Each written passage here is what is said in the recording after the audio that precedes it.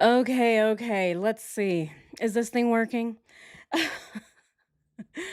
Hello, everybody. Thank you so much for joining today's live stream. I know it was very last minute. So I know we have some people who are confused. I myself am confused. I'm like, what's today's date? I don't even know what today is. Um, yeah. I don't even know where to start. Oh my God. I don't even know where to start. The day began, it was a good day. We're like, you know what? Let's go ahead. Let's get a ride to this tow yard. We have a friend who is doing us a favor. Let's go ahead and get out there, right? I called this place twice. They told me, yeah, your car is here. And then guess what? We get there and they tell us, yeah, your car isn't here. Well, where the fuck is it then? I'm sorry, but where is my car then? The car was not at the tow yard. It is at a different tow yard that we then have to figure out how to get to. Yeah, they told us that the tow yard is actually north, right? A whole hour north. They told me it's actually in Brighton. And I'm annoyed, obviously, at this point. I'm like, okay, where's this car at? I need to get the stuff out, right? There's an adjuster showing up. They're gonna take it to get salvaged, but it's full of stuff. It's full of camp gear. So where is it? Where is the car? They tell me it's up in Brighton. Did nobody tell you? I'm like, no. No one told us that the car is in Brighton. And so I ask, I'm like, where is Brighton? And then I remember Chris Watts talking about wanting to move to Brighton. And then I realized, oh, it's a whole hour north. Great. So we have to figure out, God, we have to figure it out. It is, oh my goodness, you guys. Yeah, I'm wearing a blue blocker. Yes, these are the blue light blockers, so it's better for my sight when I'm working on screens, when I have these bright lights. So yeah, I got them on Amazon pretty cheap. So thank you guys, thank you so much for suggesting these. I didn't even think about it. So I've been wearing them and they're doing a lot of they're working. They're doing me a lot of good. I've been able to at least do longer live streams now. I'm able to text and everything from my phone, so it's not really hurting my brain as much, but yeah, right now everything else is just annoying. One thing is dealing with injuries and, the aftermath of an accident like this, especially the just how traumatic it was. Another thing is dealing with incompetence, right? It just, oh my God, dealing with the insurance and dealing with these people, and they're like, I don't know where your car is. W- Someone's got to know where the car is, right? It got taken. I didn't take it anywhere. Someone towed it to some tow yard. So where the hell is it? Right? So it's fine. It's fine. I got back and I'm like, you know what? Let me just drink some water. Let me just breathe, right? I'm just doing my breathing exercises and drinking some water. And then I realized, I'm like, you know what? Let me just hop on a live stream. I'll definitely feel better after we get a few laughs. And then we'll go ahead and tackle this missing car, wherever it is. I mean, where is it? Where's the car at? It's not even my car, it's my friend's car. So I'm just like, I feel all kinds of terrible, you guys. Jesus. Oh my God. I'm just anyway, I digress. Let's go ahead and get into the video because oh man.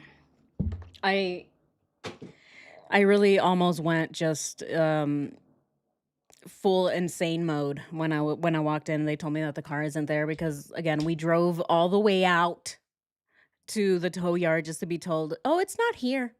This is where we process everything else, all your paperwork. This is where we processed the registration and all that stuff, but your car is not physically here. It might be in Brighton, or it could also still be in Evergreen." Those are two completely separate places. So figure out where the car is first and then call me so that I won't have to drive out there for no reason. Right. And again, right. My goodness. Anyway. All right. Let's get past it already. It's just, it's all the administrative stuff. So hey, at least we're okay. At least I'm doing a lot better. My brain is healing, my eyes are healing. It's still kind of annoying to be putting that ointment in my eye, but hey, it's working. So hey, at least we're here. My cats are okay. My cats are alive. So there's still a lot of good, right? You guys are here. We got this live stream going on. And so, yeah, I knew that this was going to make me feel better. Okay. So I'm just like, okay, maybe I can just release some steam, right? Let it out during this live stream because, yeah, I almost cried when I did actually. I'm not even going to lie. I did cry. I cried a little bit because I just couldn't believe it. But anyway, how's everybody doing? I hope everybody else is okay, right? I hope you guys are all doing well. Yeah, I can open up a can of whoop ass if needed. Thanks, Tammy. Thank you. Thank you. Oh man. I almost did. I'm like, don't get me all Marine Corps out right here, right? I'm just getting ready, right? I got my knife hands ready. I'm like, chop, chop, right? Man, but anyway, your car can be replaced, but you cannot. Yes. Thank you so much, Elisa. Yeah, that's very true. Yeah, when I think about these things, I'm like, you know what? It's fine. Even if the car is lost, someone's gonna replace it, right? We didn't lose it. Geico did. So it's like I don't know where it is. So someone's got to replace it and everything in it. So if anything, that's mostly what I'm missing is all of our camp gear, right?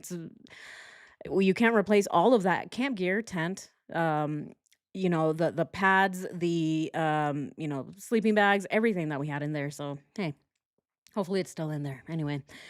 All right, guys. Yeah, we're gonna get into this video. We're gonna continue listening to Dave Cologne, right? Cologne. I keep wanting to call the guy Colon, poor guy. Um, yeah, we're gonna keep listening to Dave Colon, and this is where he says something very interesting that Chris was cleaning the house. What? Again, right? Because I do remember Nicole Kessinger mentioning that Chris was also cleaning the house, except he was cleaning it on July 4th. And now Dave Colin is going to mention the exact same thing that Chris was deep cleaning his house. So let's go ahead and get into it. Yes, yeah, $1,500 tent. Yeah, exactly. Yeah, Geico's. Yeah, if you guys have Geico, you might want to reconsider. But anyway, good to see you guys. Oh, thank you. Thank you guys so much. Like I said, you guys really do cheer me up. So that's how I knew. I'm like, I just need to get home, hop on this live stream. I'll feel a lot better than having to drive all around Colorado looking for a car, right? So we're here now. So I'm so happy that you guys can join. So happy. I know it was very short notice, but all right, let's go ahead and jump in. Here's my cards, you know who I am. So, obviously, we spoke on the phone. My name's Kellen Hassenstab. I'm with the Colorado Bureau of Investigation, and we're assisting the Frederick Police Department on that missing persons case that they're working on right now.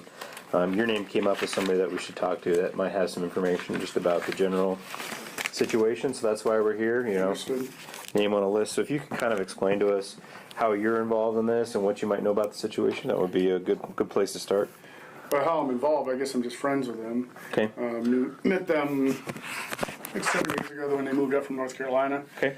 I had my own business at the time. I do what's called reconditioning cars. Okay. Not here, but it's like dents and paint and window tint and that kind of stuff.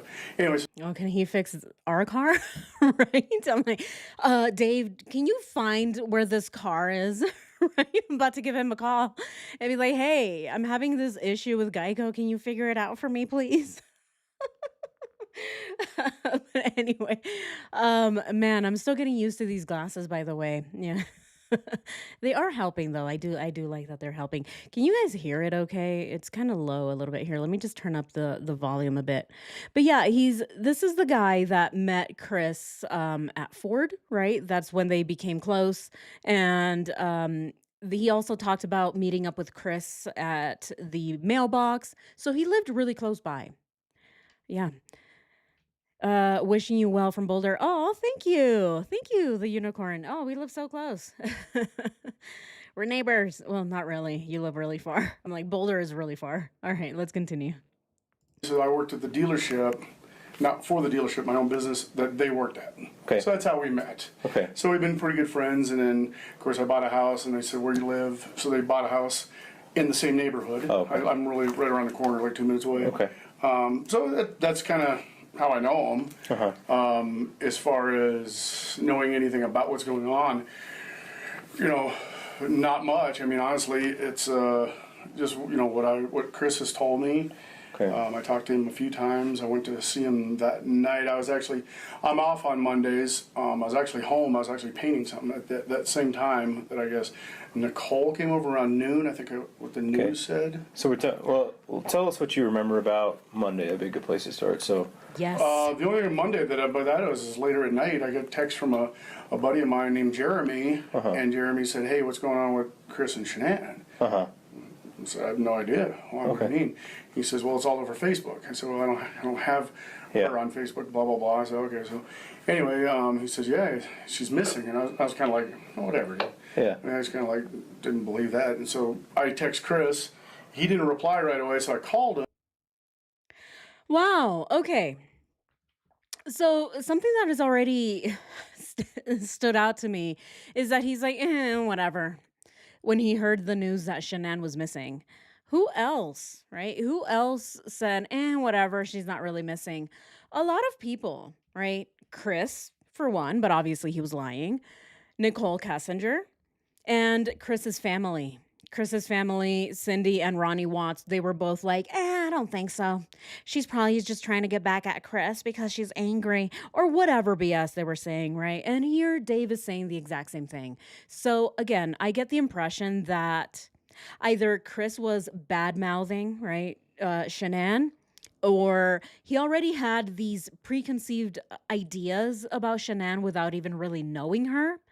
And he did call her overbearing in our last live stream when we heard the first part of this video. He called her overbearing because she apparently wore the pants in the relationship. So we already have an idea of what Dave thinks of Shanann. So even just hearing the news, he didn't believe it. He's like, whatever. She's probably just walking around. She'll be back. What do we think about this? What is going on? Yeah, everyone's sketch. Right? What is going on here? It seems that not everyone, right? On Chris's side. It seems that everyone on Chris's side believed that Shanann was just going to up and leave without any of her belongings. What is up with that? I do believe that Chris made himself the victim every step of the way and that he pitted Shanann against the family and vice versa, so he was always the victim no matter what. And it seems that he was doing the exact same thing even with his own friends. What an absolute scumbag. Again, the guy, he's just so gross. But what do you guys think about this? Oh my goodness. Yeah, somebody had to wear the pants and it wasn't Potato Head. Exactly. I mean, who's going to wear the pants then? Are they both just going to sit around and wonder, oh, who's going to do the dishes, Chris? You or me? I don't know. I don't want to do them. I guess no one's going to do them, right? Like someone's got to do it. Like, flip a coin maybe. But yeah, obviously someone had to wear the pants and that was Shanann, right? She was the one who was taking the lead every single time. And so apparently anybody on his side believes that she was too overbearing. Wow. I had not even heard about Dave and what is his name? Dave Colon or Cologne. Oh my God, I keep calling him Colon. Dave Cologne until just a few days ago. So let's continue. And then he answered, and then that's when he said, he goes, I went to work, and someone came over and came home, and they've been gone ever since, and all her stuff, all her personal stuff is here, everything, phone, keys, everything. I was like, oh, wow, dude. So I walked over to his house just to talk to him about everything, and that's it. That's Monday. Okay. What time did you speak to him on the phone? That day? Yeah. Probably have a record on it. I'm thinking 9-ish. 9 p.m.? Yeah, about 9 p.m. And I don't think I have your address. Oh, 9 p.m. All right, let's go ahead and add that to the calendar. Right? Might as well. Okay, so Dave, I think I added it last time. Okay, let's go ahead and see the actual day. he did call him, and it was around 9 p.m., which is interesting because Chris was actually already on the phone with Nicole Kessinger at 9:48. Yeah, look at this. So Dave calls Chris at around 9 p.m. So let's go ahead and add that in here. All right, so 9 p.m. is when he calls. So let's go ahead and keep listening. He will say something about Chris cleaning, which is the most important part about, of this whole audio here. Do you have like an ID that I could write down? I don't. I don't know why. We can get it after this. No, that's fine. Can you just give me your legal name and all that stuff? Yeah, David. Okay. All right. So, is Jeremy just another friend of yours, or who is he? Jeremy was also kind of all mutual friends from the dealership. Okay. It's a Ford dealership in Longmont Ford. Okay. Jeremy was a manager there, and I don't remember what his title was, internet manager or whatever. But, Yeah. So he would. Excuse me. We're all kind of friends. And so Jeremy, that's when he contacted me. Okay. So you reach out to Chris by text.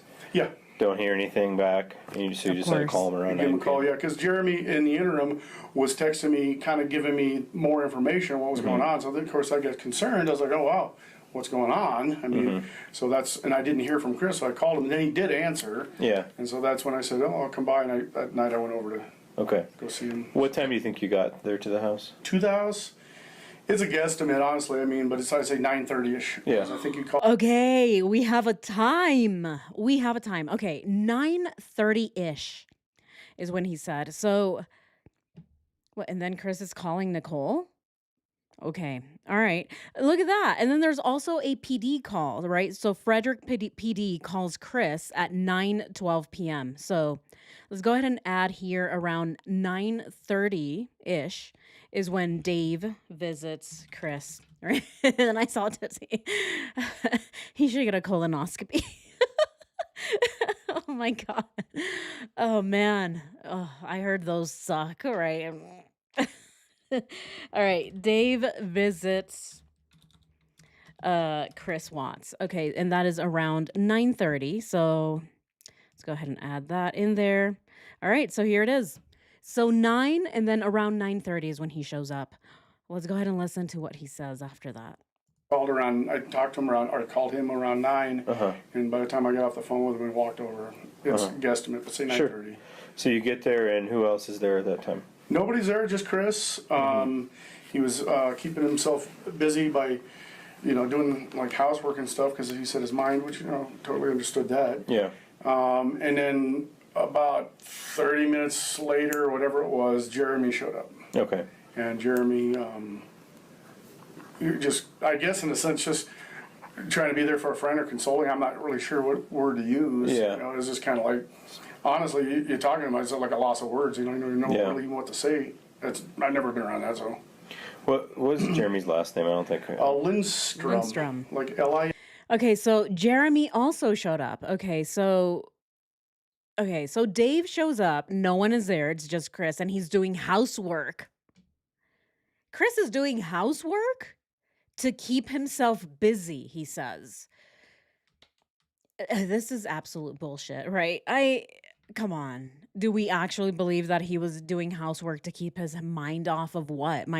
His mind off of not being able to be with Nicole? His mind off of the fact that he's about to get caught and that he's going to go to prison for the rest of his life?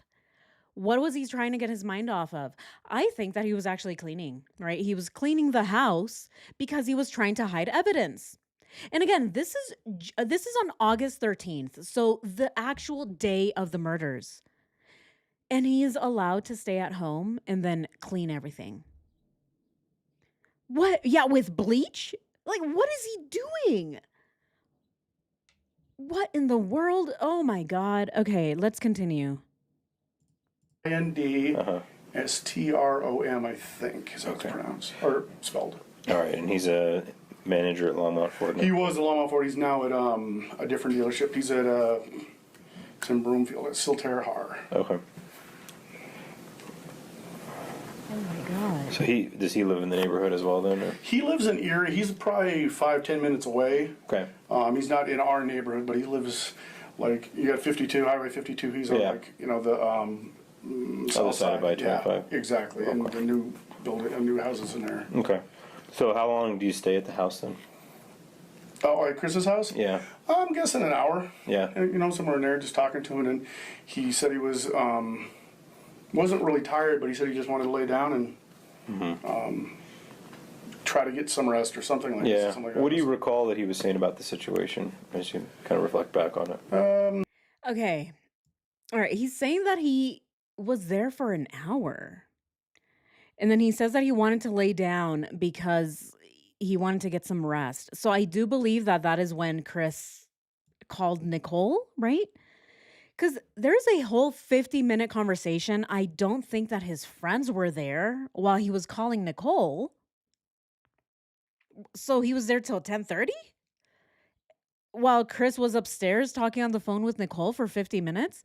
Okay, so I think that the timeline here might be a little messed up. Let's go ahead and continue listening. Maybe it wasn't 9:30 when he showed up, right? So he probably called him around 9. He said that immediately after he was done talking on the phone, he walked over to Chris's house. So it's actually what, around 9:15, maybe 9:10, and it's a guesstimate. He says an hour, but I don't know. I don't think it was a whole hour because again, I don't think Chris would be talking to Nicole Kessinger while his friends are there.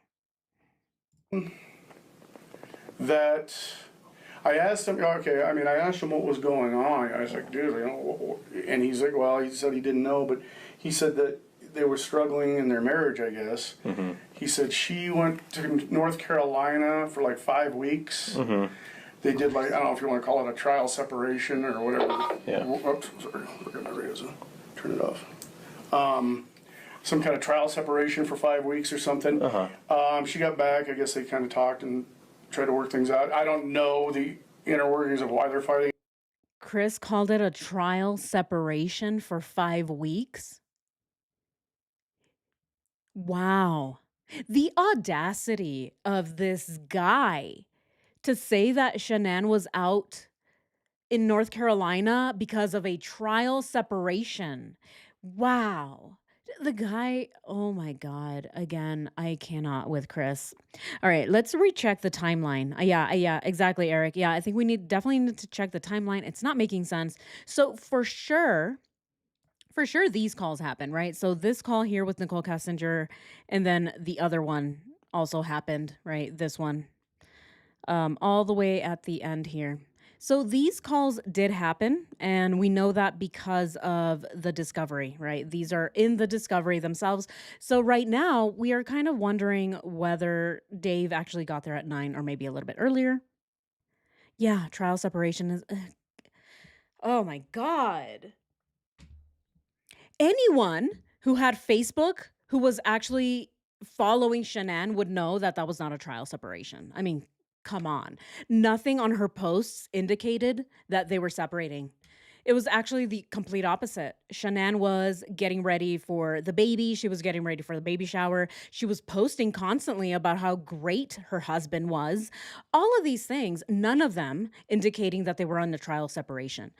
So again, Chris was making up lies without even realizing that Shanann literally lives on her phone. She works from her phone. She does live streams from her phone every single day. And what, she just went missing? And there was a trial separation? The guy is such an absolute idiot. Who was going to believe this? The audacity of this guy thinking that all the cops needed was for him to talk to Chris. Exactly. Dave could figure it out with one look. I know, right? Exactly. See, this is another thing is he really did believe that he can just talk to Chris. Oh, Chris, I'm your friend.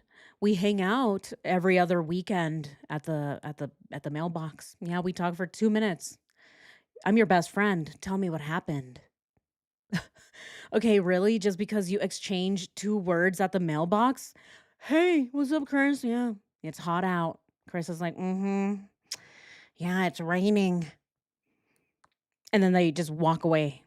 And then he calls himself his best friend. This is so delusional. Oh my God. This is so ridiculous. Let's continue. I don't. You didn't know what the difficulties in the marriage were. Yeah, I have no idea. I don't ever. Everybody's got their own thing. I don't Yeah. get involved in his. And then he said that they did have a disagreement or an argument that morning. And then obviously that's when something. Yeah. Did he say what that disagreement that morning was or anything like No, he that? didn't like give me any details on what. Just that they're not getting along or something. Just just typical. I just how I took it as typical. Yeah. People how they are. Anything about the kids that he Typical? bring up or mention that you remember? Typical. No, nothing other than he was worried about, like, I think one of them has to take meds, and there was no meds taken, like, from the house Right. that he knew of, so that's the only thing he's worried about with the kids, other than being gone. What did he think had happened at that point?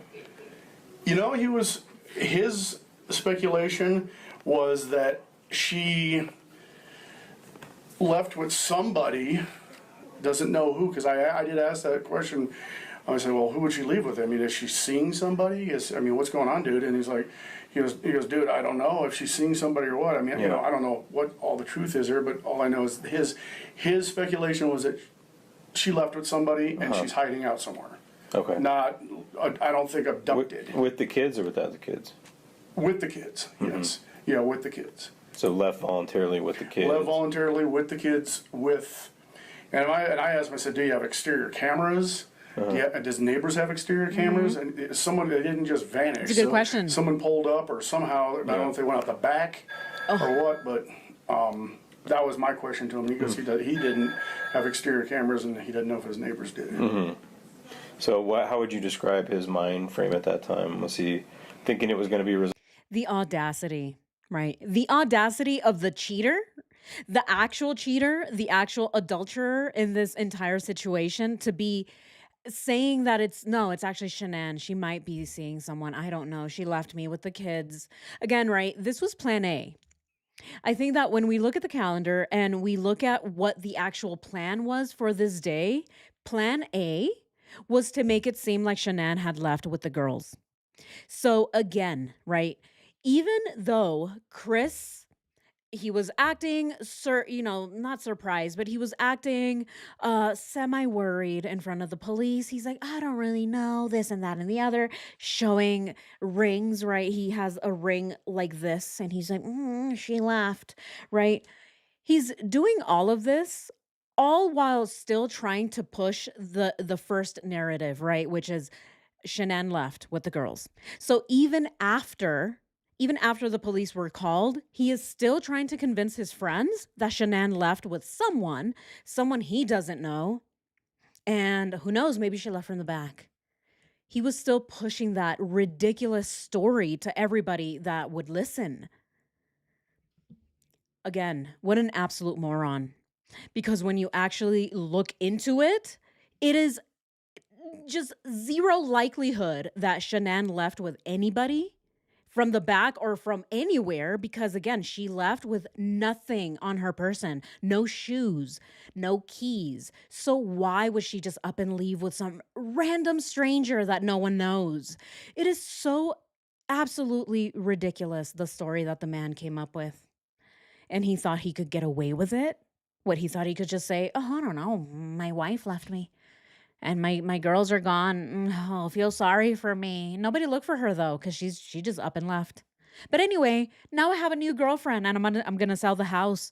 It's actually already up for sale, and I already have an apartment that I'm looking at. How was that going to fly? What, are people just not even going to pay attention to him? They're like, okay, well, it's kind of weird. Your wife is missing, and you just sold your house, and now you're living with your new girlfriend. Hello. Isn't this why Corey Richens was actually investigated? Because it was Eric's family, right? Her sister, who figured that's kind of weird that Corey already sold a house and has a very big new mansion, even though Eric just died like 2 weeks ago, right? The timeline doesn't make sense. Oh my goodness. It's just so ridiculous. Exactly. And she's pregnant. Exactly. Oh, and she's pregnant. Right? Chris, the potato head, he doesn't even remember to mention that his wife is pregnant. He had to be reminded by a commercial, right? An ad on the TV. Oh, that's right. She's also pregnant. I don't know where she is.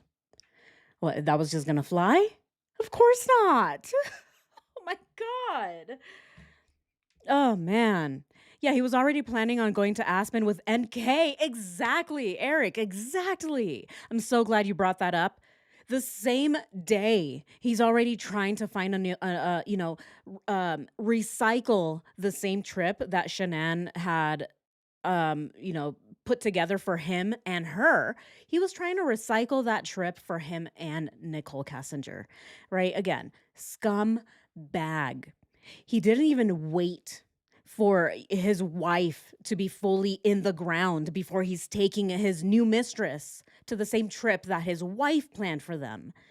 Zero, again, the audacity, and he just has zero remorse. It's so crazy to me that a man can be married to someone for that long, murder her, and not even feel any remorse for what he did. The same week he really wanted to take off to Aspen with Nicole Kessinger. He didn't even do the work. He didn't even look into the trip with into Aspen. He's just like, "Oh, how convenient. Look. This trip is already booked for us, Nikki. I don't have to do anything. All we have to do is go." How this man is so gross. Exactly. Yeah. No original thought. He didn't even think about just canceling it and going somewhere else. No, he's like, you know what? It's already been done for us. I didn't have to do any work. You didn't have to do any work. It's already paid for. We just have to show up. Oh my God. Again, why was he not given the death penalty? Resolved? Was he upset? Was he? Yeah, I think he was thinking it was going to be resolved, and I think he was thinking that, if I had to guess, he never said this, but that obviously he just wants his kids back. Is the way I was taking it. I mean, he was concerned for anybody's well-being for sure, but he was just worried about his kids and getting them back, and I guess where they're at. Yeah. His biggest thing was where are they at? Yeah. So I mean, are they hanging out in the neighborhood? Are they get in someone's car and drive out of state? Yeah. According to him, he had no information at all. No So I inclination. guess that's why y'all are involved. Yeah. I have no inclination of where they be. They probably left to Wyoming. If they take off to Wyoming, they're gone forever. Right? As if Wyoming it has mist, right? Have you guys seen the movie The Mist? Right?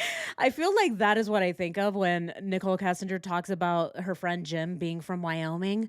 Don't, please leave Jim alone.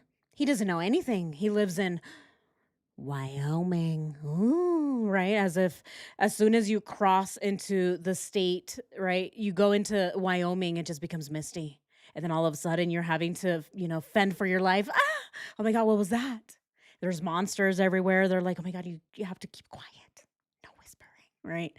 Because there's monsters in Wyoming. It's just so ridiculous. Again, where was she supposed to take off with the girls? All of it. Absolutely ridiculous. Yeah, didn't he live in Denver? Jim? Yeah, doesn't Jim live in Wyoming doesn't exist? Yeah, Wyoming is not even real, you guys. Oh man. Oh man. Shanann's mom begged her and her kids to stay with. Yeah, she had done, and her children would still be alive. Yeah, if Shanann had stayed in North Carolina. Yeah. Mm. Yeah, this guy's the most confident idiot of the day. Oh man. All they focused on was that she was bossy. Yeah, and they didn't care to look at the facts. Yeah, exactly. Exactly, Farrah Fox. That's literally all they really cared about was, well, what is Shanann like? Well, I mean, she's a little overbearing and bossy. Maybe she just left and she'll be back. Right? This is, again, I think that this is what Chris was hoping for, right? He was hoping that most people would just know that Shanann was some kind of way and that she would just up and leave and that no one's going to look for her, right? She's pregnant, fully pregnant. She had everything planned, everything ready to go. And then all of a sudden she's gone. No one's going to look for her. No one's going to go to Wyoming to check if Wyoming is even really a state. Really? Come on. Anyway, let's continue. What was your perception? Did he, whether he was surprised that something like this had happened?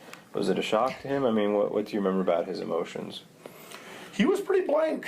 Yeah. I mean, to be honest with you, he was not like, oh, I knew this was coming, Yeah. or anything like that. He was blank about the whole situation. About like, I don't know what's going on. I don't know why she did this. And so yeah, I mean that's it. And you know, he's just kind of like blank about it. Like Yeah. I don't know if Did he it bring explains. up like foul play or the possibility that something, I think dangerous or violent had happened? I think it was discussed. I don't think he brought it up. I think it's just I don't know if it's like typical conversation when something Yeah. like this happens, but you know, when Jeremy was there, and we're talking. We're kind of talking about this is like, what are the odds of someone being abducted in the neighborhood? Yeah. Right.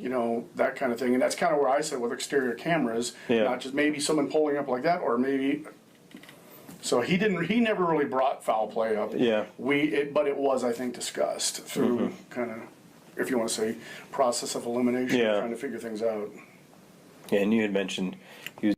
He's talking about the process of elimination. How likely is it that someone's just going to pull up and take you from your house? I don't know. Is that really likely?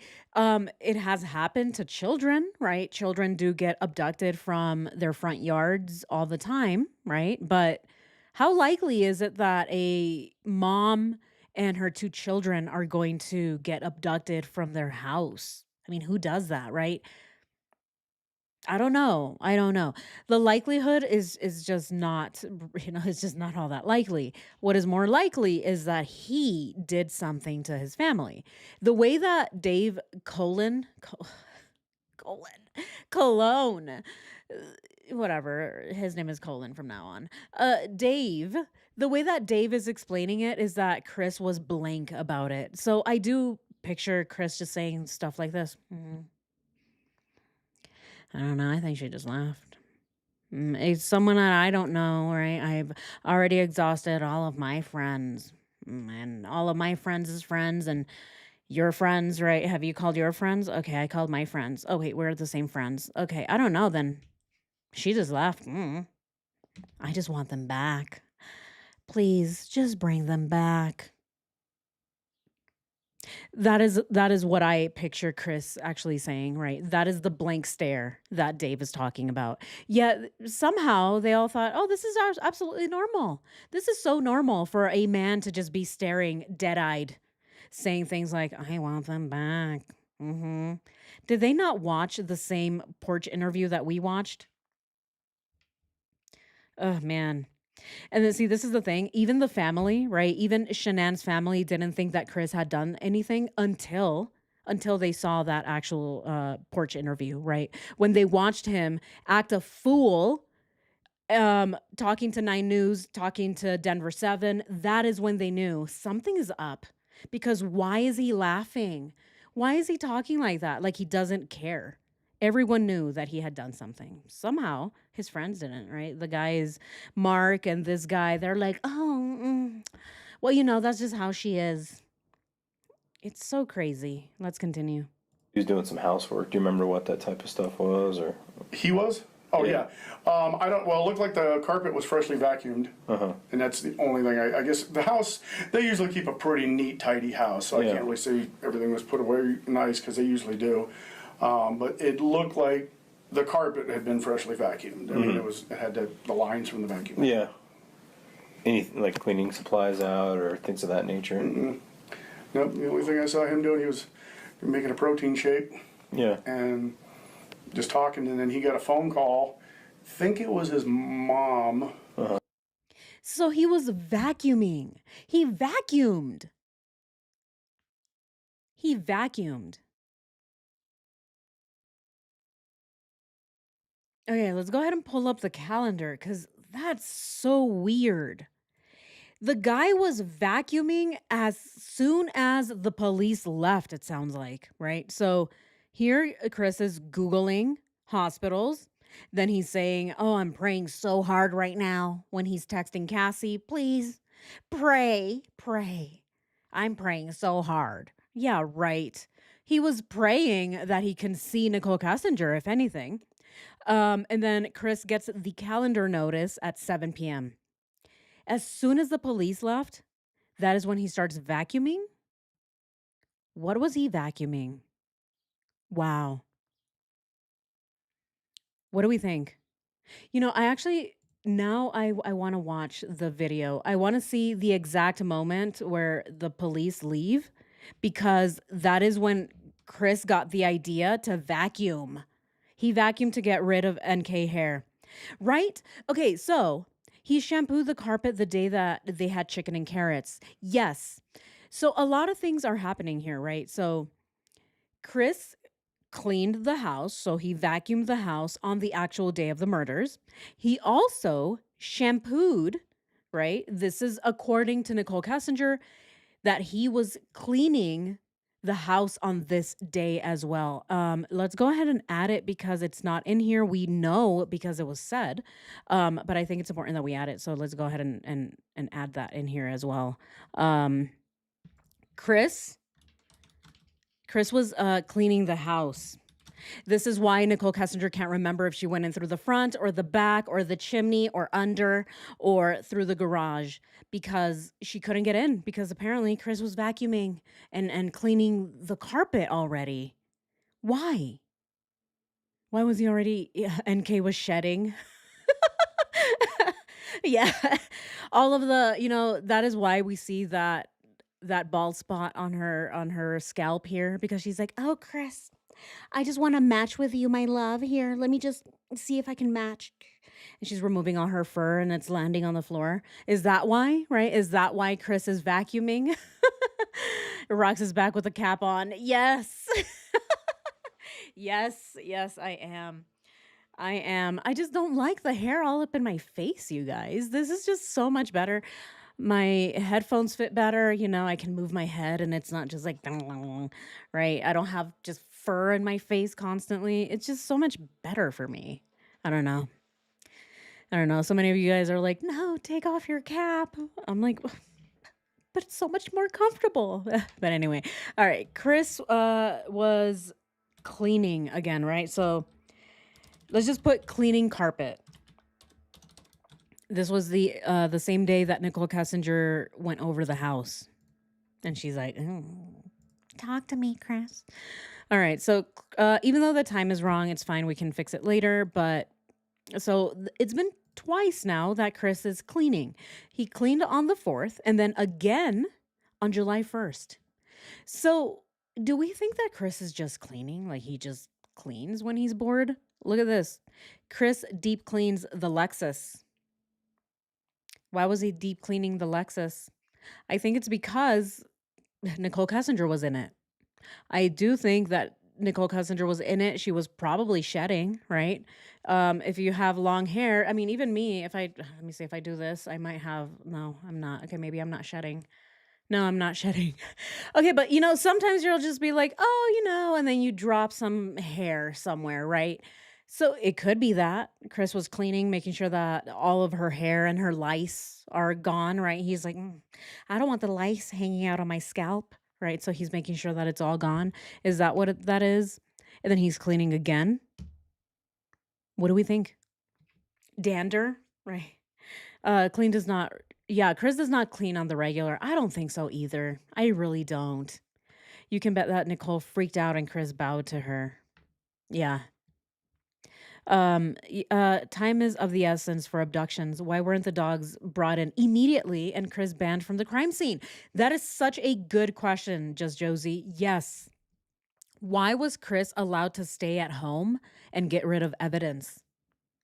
If an entire family is missing, why would you wait until the next day to consider them missing and then allow the suspect?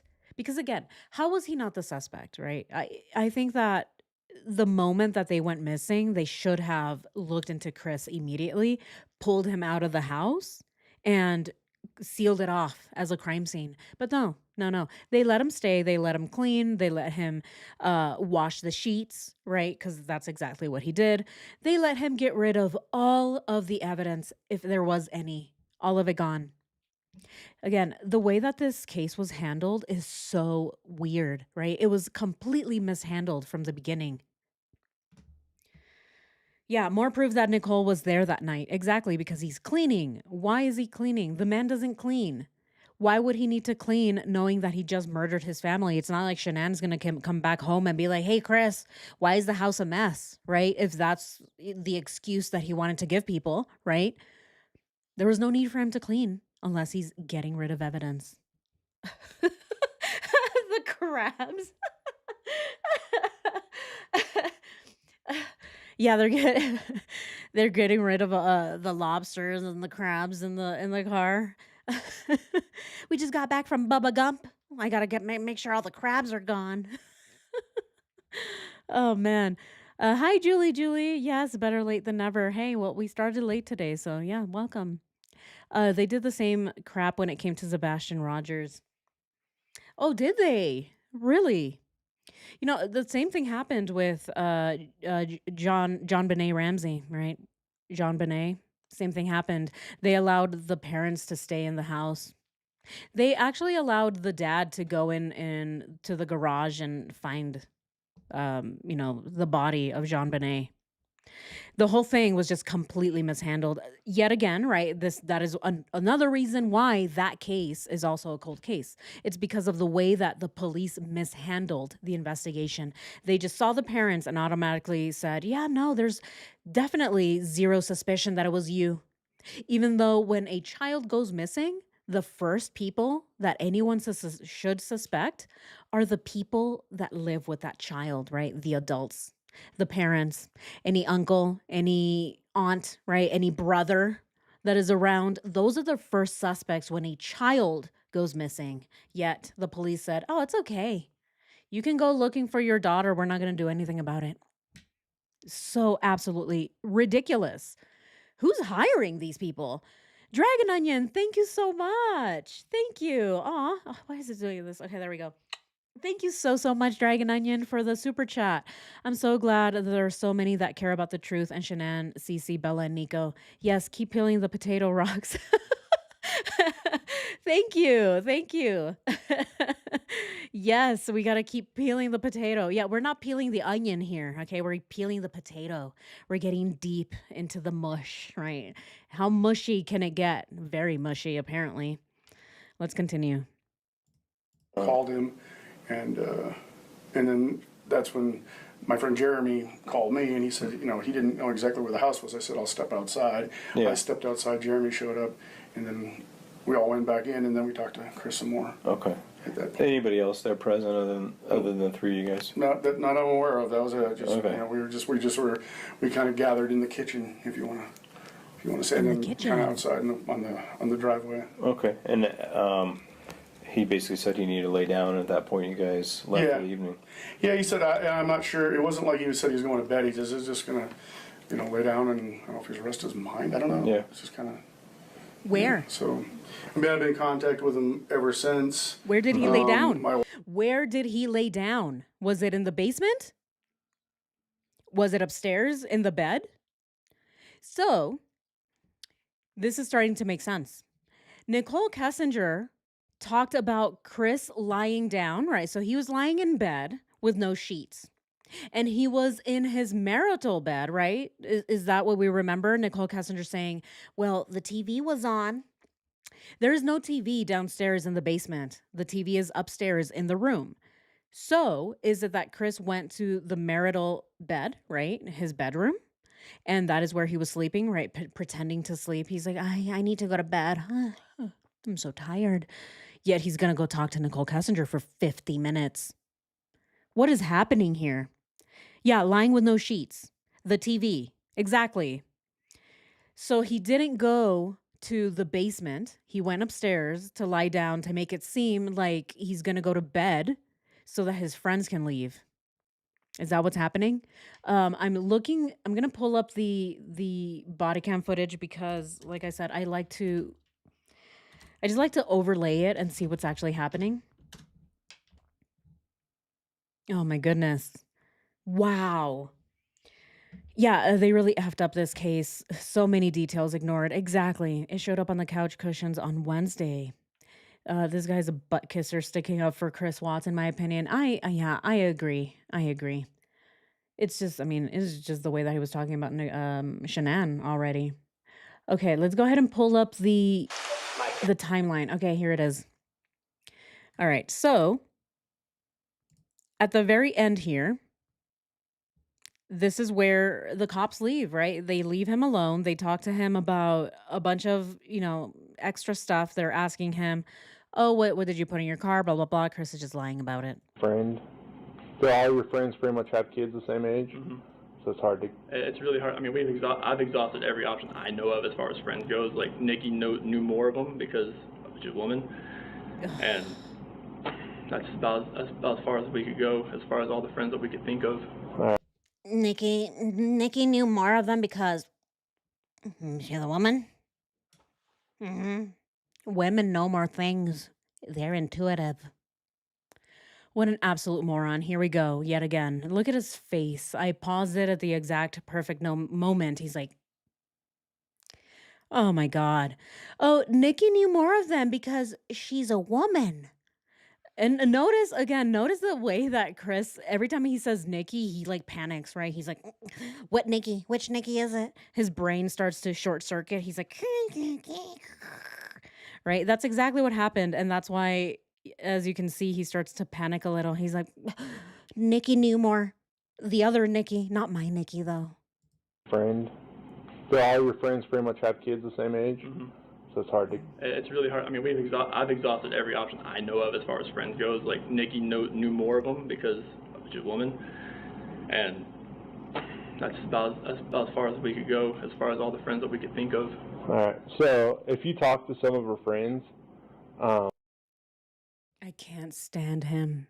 Even the face that he makes, right? He tries to pretend to, he pretends to be all attentive. He's like, tell me more. And he just keeps blinking. His eye is literally about to pop out because he just keeps blinking so much. Put some Visine in your eyes, Chris. They're probably dry with how many times he's blinking. Oh my goodness. tell them that we're looking for her, and we just need to make sure that she's okay, and she can call us. She doesn't have to call you. That if that's what she's worried about. You know, you're trying to get a hold of her and she don't want to talk to you, so have them refer her to us if they know where she's at. Okay. Like saying. Just so whatever's going on between you guys, that's between you guys, and she doesn't want to talk to you, that's fine. We just don't want to waste resources looking for her if she's actually okay. So, like, if you can relay to the friends, hey, I understand she doesn't want to talk. I bet that he thought he was off the hook when the police officer said that. He's like, yeah, I don't want to waste any of my resources looking for her if she's just at a friend's house. And you can kind of tell there that Chris, you can kind of sense a little bit of relief, right? He kind of goes like, okay, yeah. Oh, so you just want me to call her and let her know not to come home ever again? Okay, yeah, I'll let her know. Really? Again, he thinks that he's off the hook. Because the police are like, yeah, I don't know. If she's not here, then maybe she's somewhere else. We just don't want to waste resources. Talk to us, at least have her call the police so that they know she's okay. Okay. Type deal, if that makes sense. Type deal. That way that we know that she's okay, and whatever's going on between you guys can kind of figure that out. Okay. Type deal. Do you have any questions for us before we get out of here? I mean, call area hospitals, call hotels. That's about, Someone said she was diabetic. She had her friend Cassie in had. Arizona. She's a nurse, and she had low blood sugar when she was down there. That's why I brought that up. Oh, okay. She had low blood sugar. And then he corrects himself and he's like, oh, yeah, her friend Cassie said that when she was down there, she had low blood sugar. If you hear a peep from her, just call us, and we'll call you or leave us a contact number to reach her so we can talk to her. Okay. Type What's deal. your date of birth? 5/16/85. What's that? 5/16/85. 85? Yes. What's the phone number for you? 910-309-1702. All right. So as soon as the video ends, the police leave. And apparently that is when Chris started cleaning the house. As soon as they leave, he starts vacuuming. What? My wife made some dinner for him last night. You know, if he wanted, he says, well, he was with, I guess y'all. he said he's with the FBI or something. I was like, well, he said he was done with you guys about midnight or something like that. I was like, wow. I said, okay. I said, well, if you want, it's still there. You can have it tonight. So I just kind of been in constant contact because I figured he'd get some. I said, I know I'm not top on your priority list. I know parents and grandparents and now obviously, officials need to be, but I said, I would like to be informed if you can, if you do get the opportunity. So that's been our conversation back. What has he been telling you about what's been going on? Any specifics or details or anything like that? No, just that he, well, I guess some specifics. I guess he talked to the news, and then I actually saw this morning on the internet. I'm not sure what channel it was, but they did like an interview with him. Let's see. Then obviously the Frederick police. Yeah. And then last night, that's when he said that he was with the FBI. Right. And I was like, oh, okay, wow. I'll let you go. Let me know what's going on. And so that's about it. So has he kind of has that theory changed, or has he basically still thought that she's voluntarily gone and with somebody, or has that changed to your knowledge? To my knowledge, I don't know because I only seen him. What the hell is today? Wednesday. Yeah. Monday night. I didn't see him last night because he was gone, and then I was going to see him tonight just to see what his. So I don't know. I haven't asked him that question. I just give me information if you hear anything. Yeah. So I was going to actually talk to him about that tonight when I saw him. Just say, hey. Okay, so it's Wednesday. So the call is happening on Wednesday, the 15th. So, yeah, basically the day that Chris gets arrested. That is when this call is happening. And he's saying that he knows that Chris gave interviews, but, this is the day that he actually saw him cleaning. And he says that he also heard that Chris was talking on the phone with the FBI. So it looks like this is the call that he was referring to because it happened at 9:12. So, okay, so we have the timeline correct. The call is happening on Wednesday, the 15th. So the same day that Chris got arrested. What are your thoughts still, dude? Yeah. What do you think is going on and that sort of thing? Yeah. Okay. Any I guess facts that he's told you about? Information that he's uncovered or he's discovered anything about their disappearance or anything like that at this point? No, it's like I said, it's been pretty quick text messages and a couple quick phone calls. Nothing really other than, it's just kind of, I guess, just honestly from my side, it's just baffling. I'm just trying to try to understand this, and I'm just hoping that, she disappeared, she's hiding out somewhere. Right. But by now, she has to know. It's plastered everywhere. Right. And according to him, he did talk to her mom. I guess her and her mom are super close. And I guess her mom knows nothing as well. So that's what scares me is someone's going to... I'm not... You guys don't deal with this every day, but I'm just saying, if I wanted to disappear... I'd still want to be in contact with somebody. I don't think not everybody has this CIA mentality where they can just disappear and never talk to nobody again. Yeah. And especially her, she's a very family-orientated lady. She loves her kids and all kinds of stuff. So she's not going to just vanish. That's just my perception of Shanann. So that's just common sense, right? Is that not just common sense? If you know someone like Shanann who is constantly on the phone, right? She's an MLM. She's very, very family oriented. Yeah, it's common sense that she's not gonna up and leave, and that someone's gonna know. So even if her own mom doesn't know, right, that would make anybody think that something else happened. No, it's not that she just left. Something bad happened. Foul play was happening here. Yet he's kind of like, I don't know. I'm still kind of hoping that she's huddled up somewhere, that she's hiding out, and that she'll come back. This is Wednesday, and isn't he a sheriff, right? Isn't he a sheriff? And he thinks that somehow, maybe she might come back, but I'm starting to get worried. Well, no wonder Nicole Kessinger was able to get away with the things that she said. No wonder, because everyone else was saying the same thing, apparently. All of Chris's homies, everyone on his side, they were all saying the exact same thing. Maybe she just left. She'll be back. Yeah, exactly. Victim blaming. They always go back to her, right? Well, let's look at her first. What is she like? I don't know. Does she do this often? I don't, from what we know, Shanann never did this. Right. This was the first time ever that she went missing with her girls. Yet people already had these ideas. They had these preconceived notions about her that maybe she just left. And it's all because of the potato head, right? The thing is that Chris actually had a lot of influence, it looks like, on other people. And this is only because of the way that Chris carried himself. He pretended to be this very quiet, relaxed, chill guy. He wore a mask. Everyone thought, oh, he's just a wonderful father and a great husband. Yet, he was hiding evil deep inside, right? He was really hiding what he actually felt for his family, which was resentment and hatred. He just didn't want his family anymore. But no one else saw that, right? Everyone's like, "Oh, well, he's just really quiet. Just look at him. It's Chris." That's what everybody says. "Oh, it's just Chris, Chris just being Chris. He's just so quiet." Okay.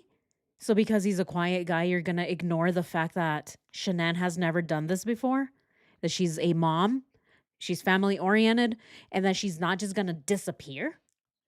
Again, right? The common sense is not all that common, right? As we know, it's not all that common. I wonder what the terms of NK's deal was. Was she granted complete immunity, or if the case gets reopened, can she get charged?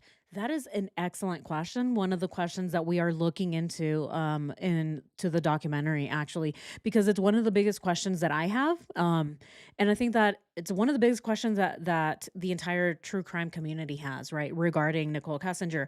How is it that she was able to be granted this deal where even if she was, involved, right? Let's say she was involved. If the case gets reopened, can she still be charged for these things? Or what kind of deal was this, right? This is what I want to know more about, because it's so weird that they treated her like a victim when it was very, very likely that she knew more. So, how was she able to get away with it? It's so strange. So, so strange. But yeah, thank you for that. Lots of good questions. And again, those are the questions that we were going to be visiting in the documentary, because I have all the same questions. How does that work? How does a 30-year-old woman how is she able to bring in her daddy? He's not her attorney, right? He wasn't her attorney. He's not a police officer. She's not underage. So what kind of deal, right? It wasn't a plea deal. What kind of deal did the police make with her that made it so that anything that she said was not incriminating? It's so strange. Hmm. Yeah, where was Kevin Kobeck shipped in from? Yeah, where was he shipped in from? Wyoming, maybe. Let's continue. That was actually my next question. Can you kind of describe her as a person and what you know about her, what you? Yeah, she's. I could say she's a little overbearing, to be truly honest with you. That's my take of Shanann. But she's all in all, she's a good person. I know she's a good mom. She probably is like overbearing with her kids and just too much stuff. But whatever, that's her kids. She can do whatever she wants. But no, she's. Generally, she's a nice person. She's a good. I've always get along with her. She's always treated me very pleasant. Yeah. And so forth and so on. So yeah. And within the marriage, you mentioned you don't know the specific struggles they've been having lately, but in the past, has there been marital issues that you've been aware of? As far as I know, no. As the joke goes, I always laugh with the Facebook. If everybody's lives were as great on Facebook as they actually were. I actually took her off Facebook because she posted every 3 minutes. Yeah. So, it's pretty, and you can confirm that with probably anybody, but it's like, oh my God, okay, Celeste is doing okay. It was just kind of crazy. So, as far as that, I just thought they were as happy as a tick on a dog's back, as we say down south. Yeah. So it just. They were as happy as a tick on a dog's back. I have not heard that one before, but I'm gonna steal it. As happy as a tick on a dog's back. What? I've never heard that before. That's pretty funny. But yeah, notice that he said the same thing that everybody else said. Shanann would post every 3 minutes. So yeah, when she stopped posting, everyone thought there's something wrong. Where is she? Yet Chris didn't think of this, right? Chris and Nicole didn't think, oh, maybe if she doesn't post, you think people are going to suspect something? Yeah, she's constantly posting. How are people not going to suspect something?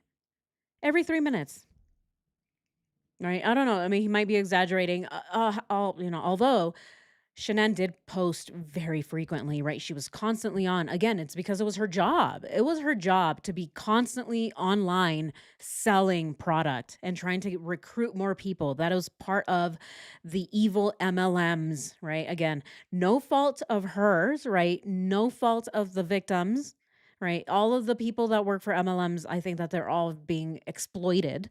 Um, Again, not no fault of her own, but yes, that was part of her job, right? It was part of it was being online constantly. Yeah, they totally forgot that aspect. Yeah, how can you forget that? Imagine, I mean, come on. How can you forget that she lives online? Oh my god. Again, this I don't know. See, this murder was planned in a way that they could have gotten away with it, but somewhere in there it got messed up, right? It was very poorly planned to begin with, but they could have still gotten away with it if they had just made sure to tighten up a few things, right? Button up a few things. For example, if someone, right, i.e., Nicole, if she had been able to log in to Shanann's phone, it would have been more believable. That is the thing that I believe. And again, I will believe this until I see evidence that suggests otherwise, right? I believe that Nicole Kessinger was supposed to hop on her phone and pretend to be her. But because the password was changed, she couldn't do that. So the only way really to prove that Shanann had left was to actually see conversations from a pretend Shanann. Very similar to what Brian Laundrie was trying to do with Gabby Petito's phone, right? He was texting from her phone, texting Gabby Petito's mom, saying, "Hey, can you do something with, grandpa?" Even though he's such an idiot too, right?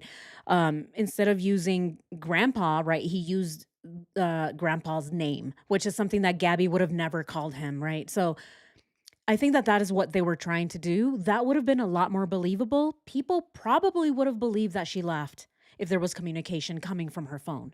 But the thing is that it didn't happen. And so because of that, the plan fell through. So as poorly as it was planned, I still think that there probably would have been a small chance that they were going to get away with it. But what do you guys think?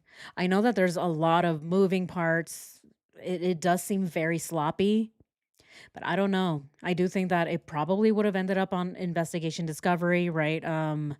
I've said it before, cold case, right? One of those cold cases where we just don't know what happened to her. Oh my goodness. Yeah, what do we think?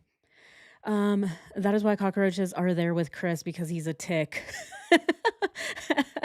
Yes, yeah, Chucky. He's sharing all of his dinners with Chucky the cockroach. Yeah, Chucky's in a gang now. Did you guys see that? Yeah, he's in a gang. He's no longer Chris's friend. He's like, nah, I'm gonna take your mustache. He uses it, right? Because it gets cold in the cell. So Chucky needed some fur to cover himself up in the cold. You'll see it in the next episode whenever I'm able to edit again. Nikki always talks about an order of operations. Yes, Neffy, yes. Yeah, she talks about an order of operations and standard operating procedures, right? She says those things, standard operating procedures and order of operations.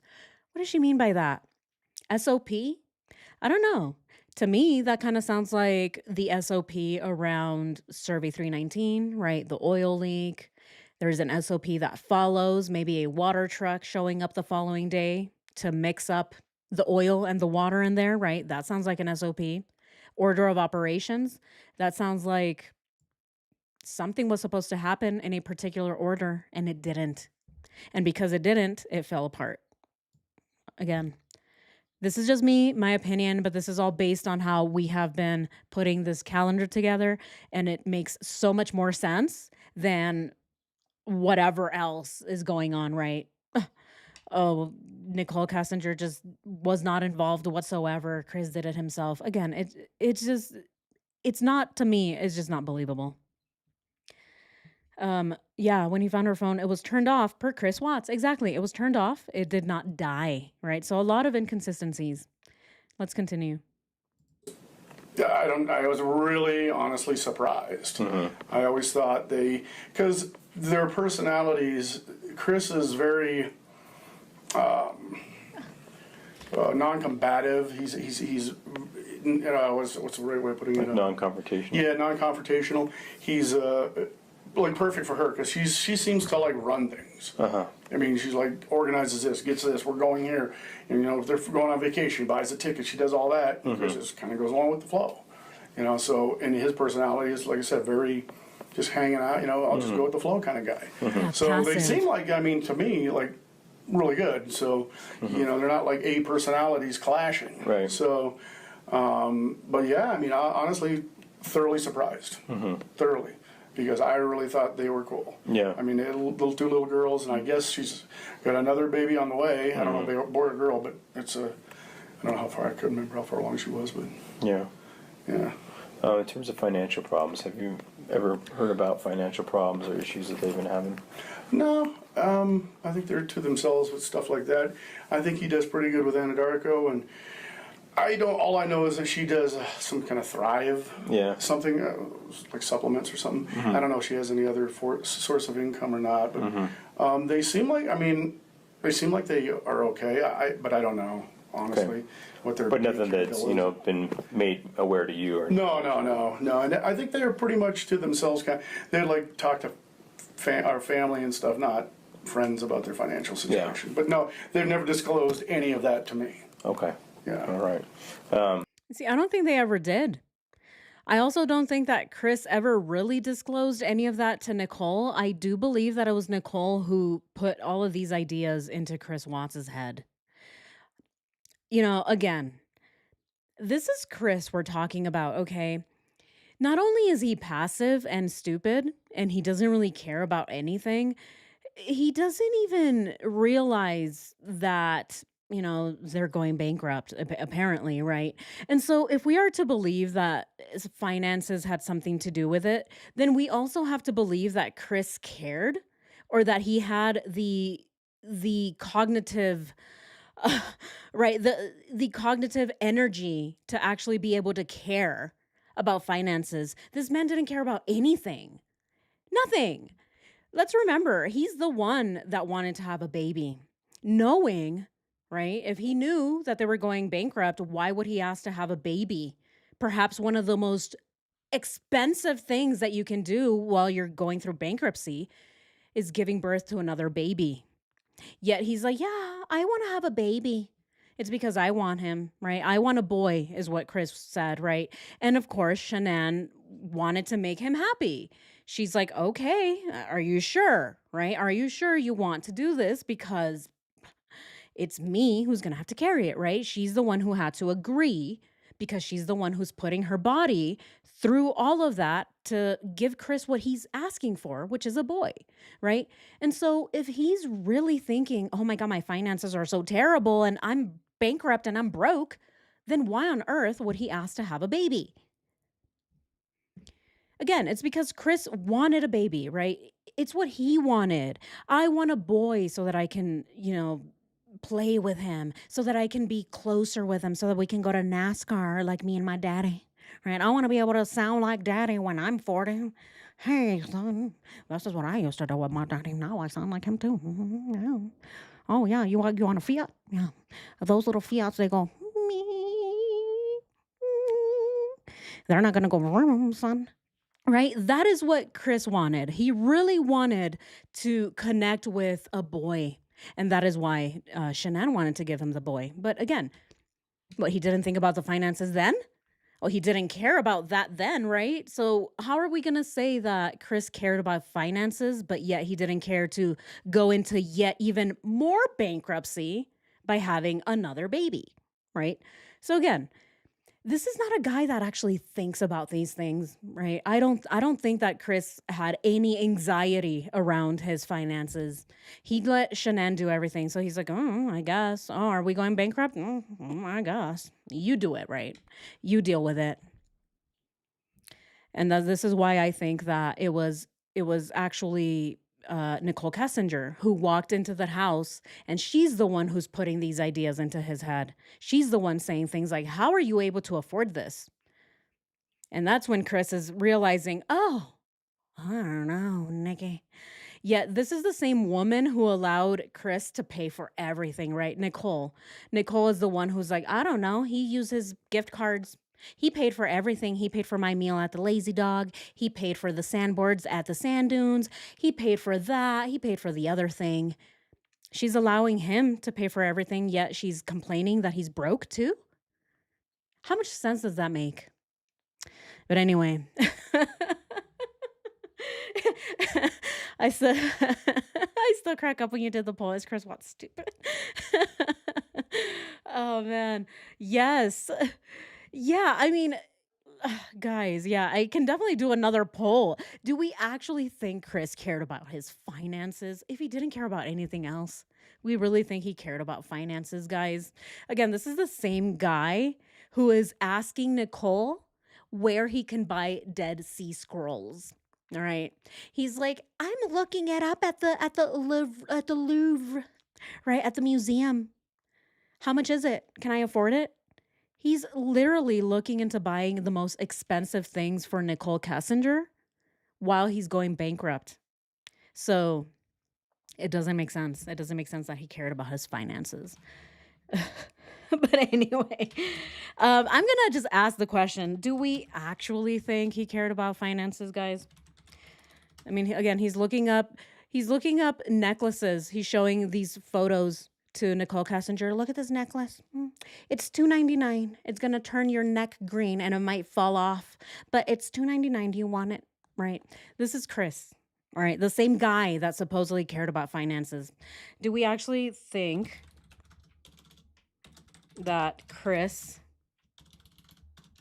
Twist, right? That's Twist. That Twistifer cared about finances. Right, let's just go ahead and ask that question. Which again, the other one's gonna be need more evidence. I mean, yeah, what more evidence do you need? Need more evidence. All right.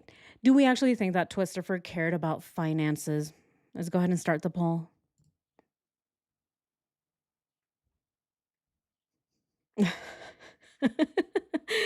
Sasquatch wore the brown bikini better. Oh man. Yes. I should definitely, yeah. I wanted to do the can you spot the difference too, because that would have been hard. Well, maybe one of them, right? The heart was higher, right? So it's like, oh, the heart is on the left. Maybe that's the only difference you can spot. Yeah, Chris said he was fine with his marriage until he met NK. Exactly. Tommy's girl, exactly. He was fine. He was okay with it, including the bankruptcy. Yeah. He was okay with not having any money. He's okay with, "Oh, okay, it's okay. Yeah. We don't have any money this month. That's fine with me. Let's have another baby, though." Common sense, right? Common sense. Um, Chris never camped out or built a campfire. Yeah, he was shopping for Dead Sea Scrolls. Yeah, exactly. Exactly, Creamy. Raven, she contradicted herself so many times. She kept saying that she knew he didn't have any money, yet she made him pay for everything. Exactly. She worked, yet she just bummed off of him. Exactly, Raven. Exactly. Yeah, she's contradicting herself, saying, "Oh my God, he's so poor. That's why I became his financial advisor, Kevin." Oh my God. That woman? Oh, did you see all the shoes she had? I was like, how can you afford this? But no, he paid for everything. Yeah, he took me out to the Lazy Dog. He took me out to sandboarding. We went out to the hot springs. He bought me this bikini. What do you think? Right? How can you be complaining that he has no money and then have him pay for everything? Right? So who's the gold digger here? Come on. Yeah, I believe he wanted to upgrade the Lexus. That's another thing. Eric, thank you so much for bringing that up. He was also looking at upgrading the Lexus. Do we remember that? He was looking at getting an Audi. Is that what he was looking at? Oh my God. The guy is like, I don't want the Lexus anymore. It's too peasanty. I'm definitely more of a bourgeois, so I'm gonna upgrade to an Audi. He was already looking at getting another car. Probably because Nicole Kessinger was like, I don't like that Lexus. I don't like it. She drives it. Oh man. Backdoor Betty. Yeah, he cared about finances after NK told him to care. Yeah, and even then he didn't, right? He only cared about his finances when it came to his family. He didn't care when it came to Nicole. Otherwise, he would have been frugal with her too. He would have been like, "Oh, no, no, no. I can't go to the Bandimere Speedway this weekend, Nicole. I have no money. Look, change, change. Spare any change, Nikki." Right? But he didn't do that. No, he's like, yeah, let's go. Yeah, let's go to Aspen, one of the most expensive places in all of Colorado. But yeah, let's go, even though I don't have any money. Again, how much sense does that make? Yeah, let's go to Aspen. Who goes to Aspen? I've lived in Colorado for so many years now. Not once have I been to Aspen. Why? Because even just driving there, right? You have to pay with your breath, right? 27 breaths equals $27, right? So it's like, no, no, thank you. No, thanks. Oh my goodness. No, I don't go to Aspen. That's for rich people. Yet, yeah. Yet Nicole's okay with going to Aspen as long as it's not on her dime. You pay for it, Chris. You got those gift cards, don't you? You want more? I'll write them out for you on Wednesday. Are you coming in on Wednesday? Oh my goodness. What's the poll looking like? Yeah, exactly. Right. Come on. Twisterfer did not care about his finances, guys. Come on. All right. We have 6% saying yes, and then 4% saying we need more evidence. Hey, very fair. Very fair. I mean, again, what more evidence do you need? The guy said he wanted a baby. Babies are not free. Not last time I checked, they're not free. My cats are not free. I still have to feed them. You know, I don't even have to put them to school. It's not like they grow up every single day. So I don't have to get them, you know, new shoes, new pants, new shirts, right? I don't have to take them to the doctors every week. Yeah. And my cats are still pretty pricey. I have 3 of them. Yeah. Again, no. Anyway, let's continue. What is your sense of what's happened, just based on everything you know about the situation? My sense, and it's kind of a hope as well as, I guess, as a gut feeling, is that she picked up and vanished on her own. And I hate speculating because. Yeah. Well, I asked you to, so. Yeah. Okay. Well, fair enough. So that's my thoughts on it. Just she's just That's your hope or your speculation? Well, it's both. I'm speculating and I'm hoping that she's hiding out and everybody's okay. It's just Hiding out. maybe she's in this position. She's seeing all this going on and maybe she's scared out of her mind now, going, "Oh shit, what did I do?" Yeah. And now I'm going to be in a lot of trouble with the law. I don't know. I don't know law to say if she is or isn't, but that's my hope and speculation. Yes, that's what she's. And I don't know. I mean, I don't know. I'm hoping like hell nobody was abducted Right. and taken, and that's horrible. Yeah. I got kids, so it's kind of like. Yeah. In terms of infidelity, have you ever been made aware or even just thought that either party was being unfaithful and the other, or had something going on the side? No, not at all. I mean, if there ever was, I would throw it on Shanann, not Chris. Not just because they're both friends. I'd say Chris is more my buddy than Shanann. Yeah. But Chris, I would say if there ever was, it'd be Shanann. But as far as do I know? No. Okay. None. Wow. If one of them was going to cheat, it would be Shanann, not this potato head. Look at him. Look at how demure he is. Oh, he's so shy. No, he would never, ever even hurt a fly. Wow. Again, how naive of these people, right? It's just, again, it's very, very naive. Here, I'm going to pull up the photos. Let's just go ahead and pull up the photos because people, on Chris's side, they all seem to think that Chris would he would never. Oh my God, he hasn't even rebelled. He never even rebelled, says Cindy. So that's why she thinks, oh, he would never. Let's go ahead and see the ridiculous pictures of the cheater, right? The actual cheater. Look at him. Wow, look, he's having a blast. Look at that. Wow, so shy. Oh my God, he is so shy, isn't he? All right, let's go ahead and look at another photo. Look at this guy. Oh my God, he's so shy. Oh, guys, look at him. How shy. Absurd. Absurd. Here, let's go ahead and look at this other photo.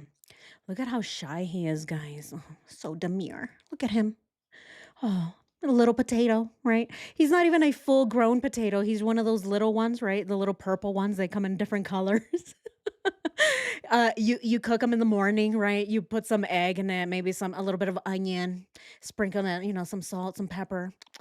You mix it in with your eggs in the morning. Yeah, that's what he is. Oh, he's just a tiny little potato. Look at him.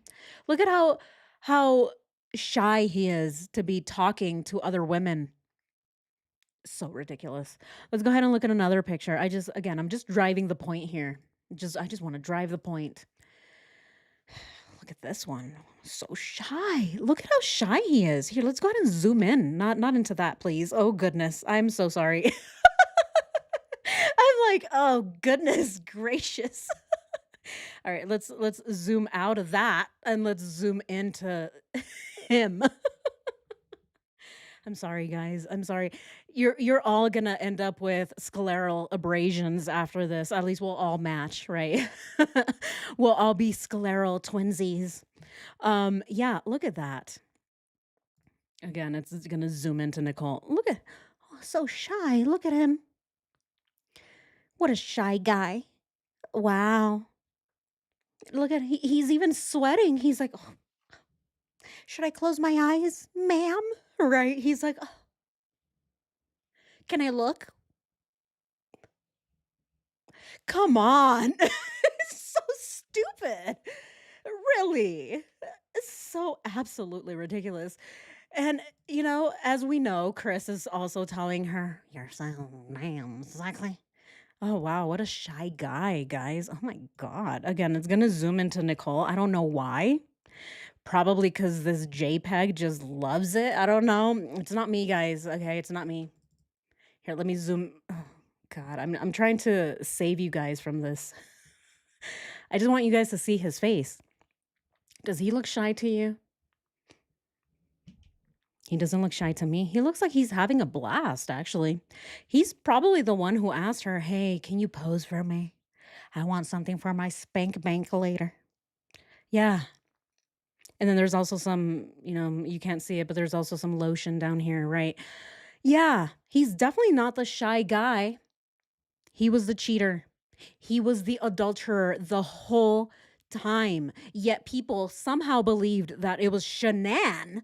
Somehow she's the one who's gonna cheat, not this guy. Oh no, no, no, no. Can I look, ma'am? I'm sorry. I want to make sure to respect your privacy. Oh, come on. So absolutely ridiculous. Anyways, I'm done torturing you guys with all of this. I'm just driving the point here. Just driving the point. I can't look at it anymore. Ah! Oh, man. You guys are gonna have to get some of these glasses. I'm telling you. Hey, it helps. It helps.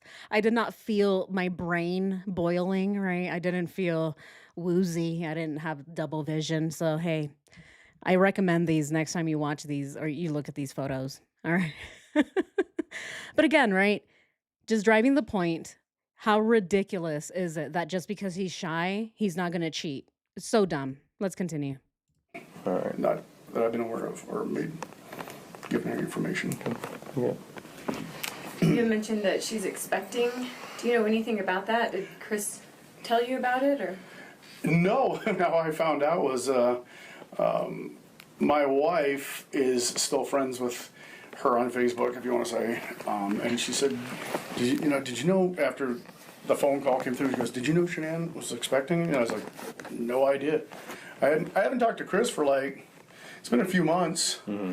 Just busy, life is, Yeah. life is, just, it's not, hell, we're right around the corner, and it's like, my oldest son lives in Loveland. I see him twice a year, so it's just life, it's just tough, but I did not know she was pregnant. Wow. Did he mention it on Monday when you were over there? I can't remember if he said it. We talked about it, but I can't remember if he said it or I asked. Honestly, I don't remember if he said that she's pregnant. I don't know. I don't know. We talked about it, but I don't remember who said what. So there wasn't a reaction that you recall No. about that? No. So, and you've mentioned Shanann being on Facebook quite a bit. Imagine not remembering who asked.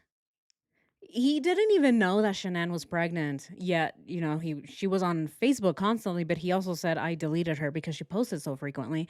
But again, right, how weird that the father isn't mentioning that his wife is pregnant. Has Chris ever been on Facebook? Chris at one time was, and it was kind of funny because I asked him because he was doing things that were, I hate to say, it sounds sexist, but not guyish. Okay, so and I was like, I looked at it, I was like, did he really write all that shit? That's weird. So I asked him. Well, things like, oh my God, I have the most wonderful wife in the world. She made dinner. She does this. I don't know how she keeps up with all this kind of stuff. I'm not saying a guy can't give his wife props, but just the way it was worded, it sounded not, one, I know Chris, and it didn't, and it sounded more like, huh. So I asked him, I said, dude, what the heck? He goes, dude, I don't put that stuff on there. So she kind of ran his Facebook, and she was putting that stuff on there. So is he no longer on Facebook? Yeah, he said he's not on it because I went to look it up after I heard. I went to look up his name and I couldn't find him anywhere. I went, oh, so yeah, he's not there no more. Did you ever ask? What? This guy also has mashed potatoes for brains. Oh, it's just not guyish. Men usually don't thank their wives for all the work that they do. They wouldn't say things like, I love my wife. She cooked for me. So because of that, he's saying that, he suspected that it's actually Shanann writing these things for him on his Facebook because it's not guyish enough. All right. The guys. We have guys in our chat. Right. Yeah. Sorry to put you on the spot, guyish guys. Are you guys guyish? How do you thank the women in your life? Do you do it in a very guyish way, as in like, yo, what's up, Essa? Thanks for my dinner, yo. Or how else? I mean, how do you thank the woman of your life, right? How do you thank your mom? Hey, ¿qué ondas, ma? Thank you for the eggs. And then you just leave? Like, how do you, what is guyish, right? What is a guyish way of thanking the women in your life? Come on. That's not sexist. Oh my God, this guy is stupid. What is he saying? The guy, again, right? I do understand what he's getting at, right? I do get it. I get what he's trying to allude to. But the way he said it is just so dumb to me, right? Like, it's not guyish enough. Well, what is guyish? Thanks, Eric. Part of expressing feelings is part of being a man. Exactly. I expressed them all the time when I was married. Yes. See, part of being a human, right? A human is to be able to express yourself with your partner, right? I think that most women, I will say most women want to be able to connect in that level with their husband, right? Or, with their boyfriend, with their partner. And this is part of what I've said before. I think part of the problem is that Chris and Ronnie did not connect in that way, right? They're very closed off. They're very, in a sexist way, right? They're very guyish. And so because of that, they don't talk about their emotions. They only talk about NASCAR and sports. This will then lead to men like this holding all of their frustrations in, right? They have all these pent up frustrations and they just hold it in. And then eventually things like this happen. And it's because they can't talk to other people, right? I've said this before. I've said it, I've said it many times that I think part of the problem is that he wasn't able to express himself with anybody. None of his friends, none of his guy friends, neither Dave nor Mark nor any of his coworkers cared to ask him about his personal life. Like, hey, how are you doing though? How's your family? how are you doing? How are you feeling? Right? Never was that question asked. And again, I'm not blaming other people for not asking Chris, right? He's again, whatever, right? He's a monster. But yeah, I mean, part of it is to be able to express yourself. And thanks, Eric. Thank you so much for sharing, right? Because yeah, part of it is vulnerability, right? Being able to be vulnerable with the people around you, with the people that you share your life with. But anyway, thank you so much. Oh my gosh, Wolf Baby, welcome. Welcome to Silver. Oh, let's celebrate Wolf Baby. Wolf Baby. That's such a cool name. I like that name. Wolf Baby Jen. Welcome. Karen, thank you so much. Aw, thank you so much for the super chat. I appreciate you. Let's celebrate Karen. Yes. Celebrate. Let's celebrate. Yeah, exactly. You can still be lovey-dovey and be a man. Exactly. Imagine you can't be lovey-dovey because you're too manly. Mm-mm. No, I don't do kisses. Mm-mm. No, I don't do love at all. Then how are we supposed to love you then if you don't love back, right? Yeah, you can still be lovey-dovey. You can still be vulnerable and be a man. It doesn't take away your masculinity. If anything, it makes it better. I don't know. Raise your hand if you think that men who express themselves are sexier. Me? Yeah, men who are vulnerable, if anything, yes, I feel like we can definitely have a better relationship than having a relationship with a potato that doesn't say anything.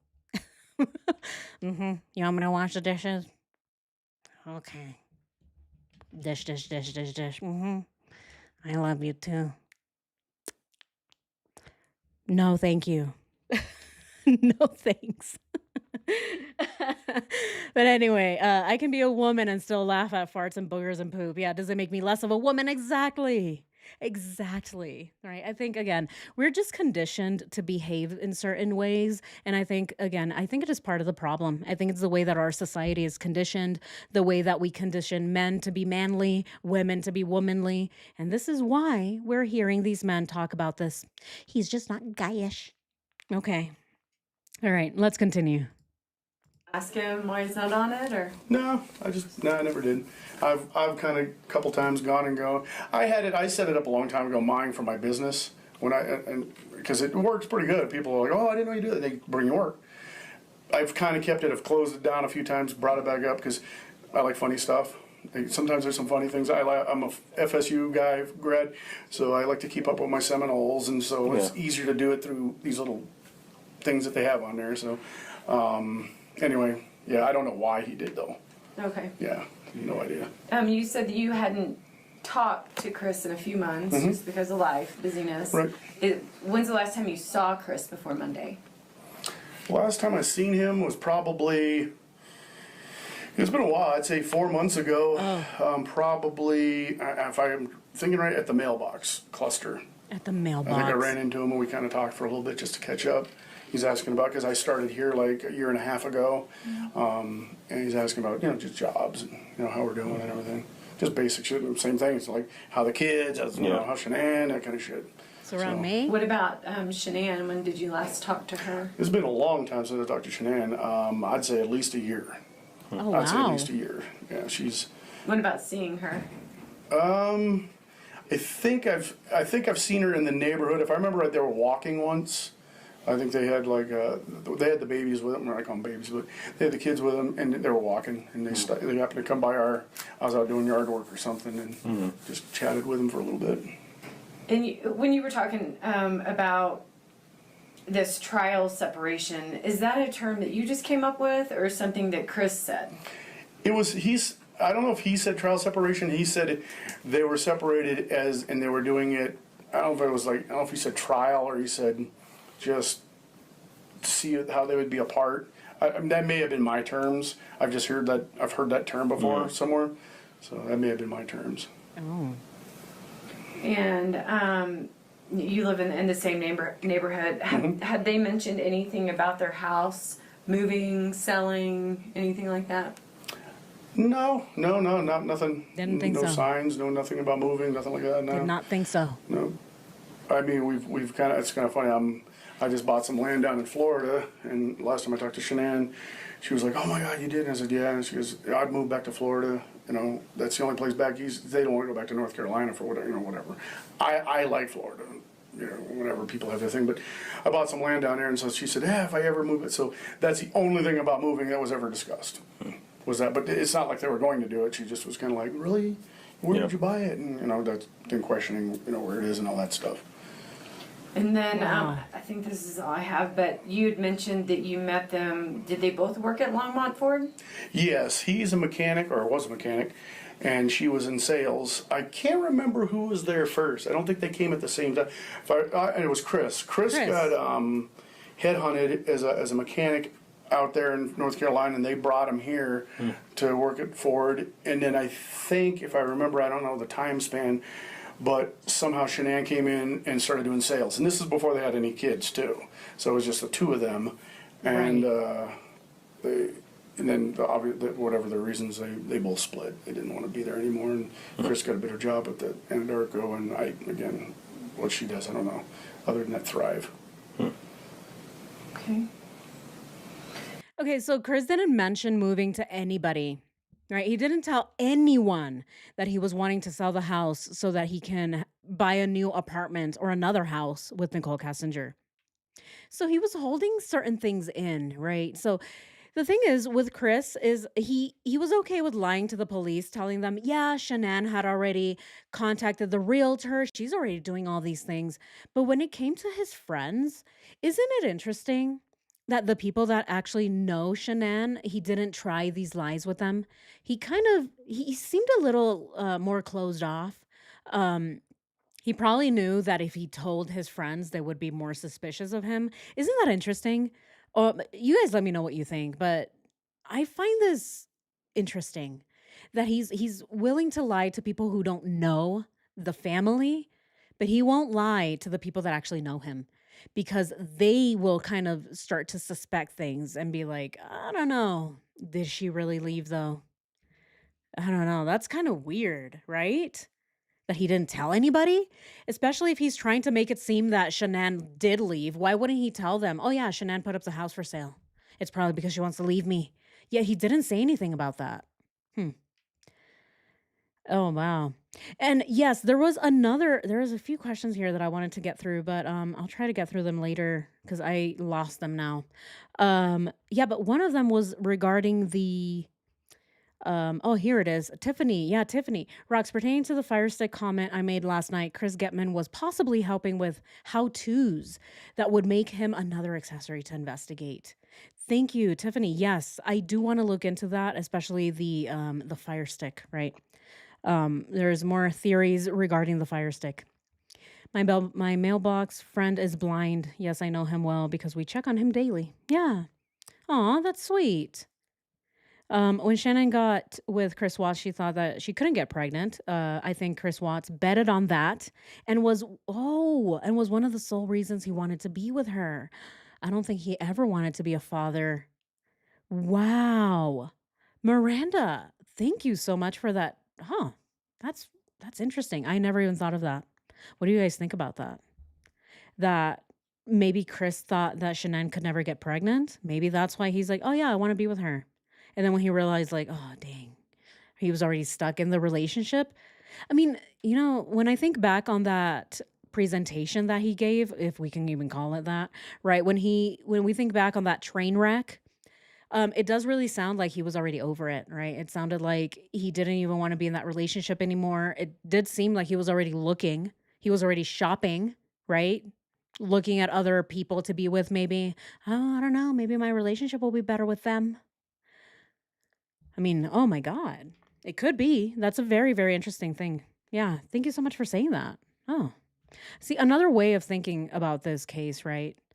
There's a lot of things and we miss them. Let's continue. Is there anyone that you think that you should tell us that we need to go talk to about this? Let me think. We got Jeremy on the list. You got Jeremy, okay, Jerry Lindstrom. The only other people I maybe have or haven't, I don't know their names, and I'm sorry, but they were when we moved into our house before, and Chris helped us move in. And then when their house was built, I returned the favor. And they were living with some folks in Anthem. I can't remember their names. I'll be honest with you, I cannot remember. And Chris would probably tell me who they. You know what? I don't have my phone. I don't have my phone on me. But Yeah, that's a good question, Diana. Yeah, but if he didn't want kids, why would he have a second child and want to try for a boy? I mean, at that point, I would say that he was already stuck, right? After having the first baby and then doing this, having Cece again. I think at that point, right, he's already this is just how I'm seeing it from, Chris's perspective, right? So by that point, I would assume that Chris already felt stuck, right? He's like, okay, well, I guess this is my life now. And, you know, I got to make, the best, whatever, right? He wanted to live the best life that he could in the situation that he was in, which is what he believed that he had to do, right? Become a father, get married, all of these things. Once he was already stuck, though, and he realized that he had Shanann, Bella, and Cece, again, this is just me. I think that he wanted to have a boy so that he can feel that he can connect with someone else. But again, it's not that he really wanted a boy. I think that he wanted a boy the same way that he wanted a new pet, right? He just wanted something new. He wanted, since he couldn't get a Mustang, he wanted something that maybe Shanann could agree on, and that would be a baby, right? Because she is the one who is family oriented, not him. But he wanted a shiny new toy. And that shiny new toy, right? He couldn't get a Mustang. He couldn't, I don't know, he couldn't get himself a rocket ship. So at that point, he thought, well, what's the best thing that I can get? It would be a boy, right? Because then he could at least have the type of relationship that he had with his dad. And I do believe that Chris resented, again, this is just my opinion, but I think that Chris resented his family because they were all women. And I think that Chris just has a weird relationship with women in general because of his mom, because of his sister, because of his relationship with Shanann, and then because of his relationship with his kids. Then comes Nicole Kassinger. That is a different type of relationship, but it's still a woman, another woman who was able to also wrap him around her little finger, right? So he has a weird relationship with women. And so I think that the boy wasn't really that he wanted a boy, it's just that he wanted a shiny new toy and something that Shanann would actually agree with, and that would be a baby. But you guys let me know what you think. That is just my opinion. That's the way that I see it. Because I mean, yeah, it's true, right? Why would he want a baby then? Well, he felt like he didn't have anybody else. Shanann, Bella, and Cece were like this, right? Cece and Bella loved Shanann. They would scream for her. No one was screaming to hang out with this potato head. So I think he wanted somebody that he can actually connect with on a deeper level. But you guys let me know. But yeah, thank you so much. Good question. Very, very good question. Yeah, see I love these questions, guys. Yeah. See, I love debates, right? Any debate as long as it's not victim blaming. Yeah, debates are fun. I love it. I love the way that we think, right? If there's a hole, right? I like to poke holes in logic, and if there's a hole, then let's look at it, right? Let's go down that hole. That's why we're called Rabbit Hole, right? Rabbit Hole rocks. Lucky, thank you so much. Roly Poly sends hugs. Please take care of yourself. Oh, thank you. Thank you so much. Say hi to Roly Poly for me. He's so cute. Yep, a tinfoil. Yeah, we should all wear tinfoil hats every time that we join this live stream. I can't get into sports. I've tried. Same. Yeah, right. And again, because Shanann, she was raising her girls a certain way, right? She's like, oh yeah, pink, definitely very girly, right? And I'm not gonna say anything about Shanann, right? She can raise her kids however she wants to raise her kids, right? But I think that, yeah, I mean, Chris just wanted a masculine figure, right? He didn't want to be the only masculine figure in that household. He wanted somebody else. And I think that's why he wanted the boy. Except when Nicole Kassinger crossed his path, all of a sudden, the shiny new toy that was the boy went out the window. He's like, I don't want that anymore. That's the shiny new toy I want. That one right there. And so he completely forgot about the boy that he kind of wanted, but not really, right? He's like, I think that will make my marriage a little better, but maybe not. Then he realized, oh, I don't need any of that, actually, because I have a brand new mistress. She can give me whatever I want. But anyway, yeah. Let's continue. Gary. Oh, yes, a master debater. Oh, man. Let's continue. They lived in their basement for quite a while, probably a year, I guess. And I think they were pretty attached to those guys, but I think they now live in Parker. I think they moved from there and they moved to Parker or something. They may, I mean, they must have been pretty good friends to move in with them and live in their basement for a year. Yeah. Obviously, I'm sure you probably talked to whoever that Nicole, I don't even know who Nicole is, I've never met her. Other than that, no, that's the only people I would know that would maybe know something. On the topic of Jeremy, would you mind getting his phone number? Yeah, just in case. I'll have to walk you back, or We can stay here if. Oh no, I can. Is it the number you call me your cell? Yeah. I can text you Jeremy's Okay, number. that would yeah, be good, so just in case we need to contact him. For any Okay, reason. yeah, no problem. Yeah, that's not a problem. When I get back, I'll do it right away so I don't Cool. forget. Appreciate it. Yeah. Anything else you can think of that might be important for us? Like I said, we're just trying to, cross every base and talk to everybody that might have knowledge, and Yeah. that's what's led us here today. Well, no, I don't really have anything else. If I do, I got your number and Perfect. and I got your card, and I'll be for sure to get a hold of you if I hear anything or see anything or what have you. What was the I can't remember what was not the charge, but what was they said on the news? What they're saying it's. We try to avoid the news, Jeremy. Yeah, I'm sure. I totally get that. But they had it was not the charge, but what they were saying what was going on. Like endangered missing person. That's what it was, Yeah. endangered missing person. I was like, that's a new one. Yeah. What does that mean? Because It's, Children are missing. yeah, children are Children. missing, need medication, that sort of thing. Oh, okay. So it qualifies for that. okay. Yeah, endangered. I mean, come on, really? She's pregnant, right? Does that obviously, right? She's endangered because she's pregnant, and then there's two babies involved, a 3-year-old and a 4-year-old that need their medication. So yeah, they are definitely endangered, right? Endangered missing persons, because it's not like Chris is missing, right? He would just be a missing person. Endangered is because there's children involved. Any leads, Paul? Anything going on? A lot of people we're talking to. Okay. And I know you can't disclose it to me, but Yeah. I'm just concerned. I mean, mainly for the little girls, I'll be honest with you. Yeah. I mean, they're babies. Do you have any concerns that Chris could be involved?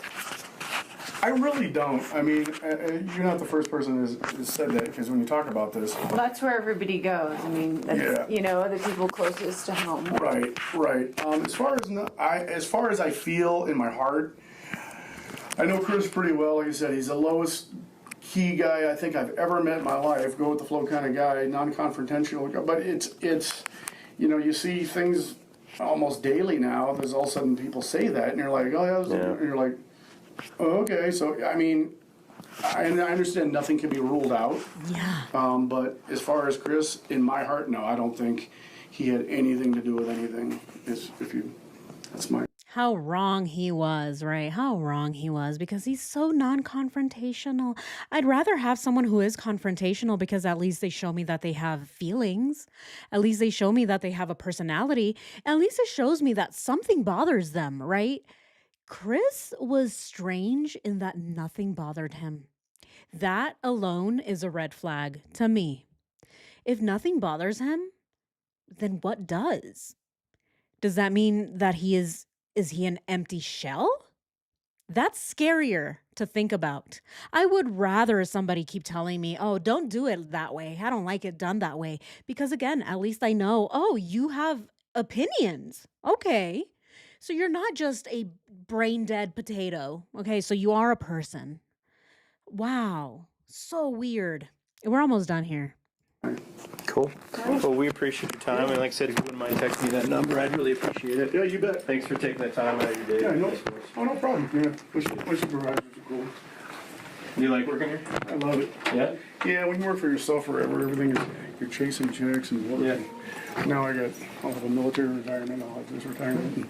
I'll go back to Florida and I'll be a beach bum. Where is your property at? Florida? Pensacola area? Uh-huh. Yeah, so a little east, north of Pensacola, a couple acres up there. It's like 20 minutes from the beach, but it's away from everybody if I don't want to be by anybody. It was just in Orange Beach. Oh, where? Oh, Alabama? Uh-huh. I love it there. It's pretty awesome. It's pretty. Yeah, the white For sand work, beach. so I didn't really get to. Yeah, down there, the white sand beaches, the water, turquoise water. It's just, Yeah. and people are so friendly. There's some it's sport cheap. fishing too down there. It's really, and it's And ask why. All right, I guess that was the end of it. Okay, so yeah, right. I love Buzz. I wonder what his mailbox buddy thinks of him now. I wonder if he has seen all the photos that I just went through. I wonder if he thinks, oh no, Chris is still very shy and non-confrontational. Okay, well, hey, I hope that he learned his lesson. I hope that he talks to all his other friends and the ones that are also non-confrontational. I hope that he at least knows that yes, just because your friend is non-confrontational doesn't mean that he's not capable of murdering his family, right? I mean, come on.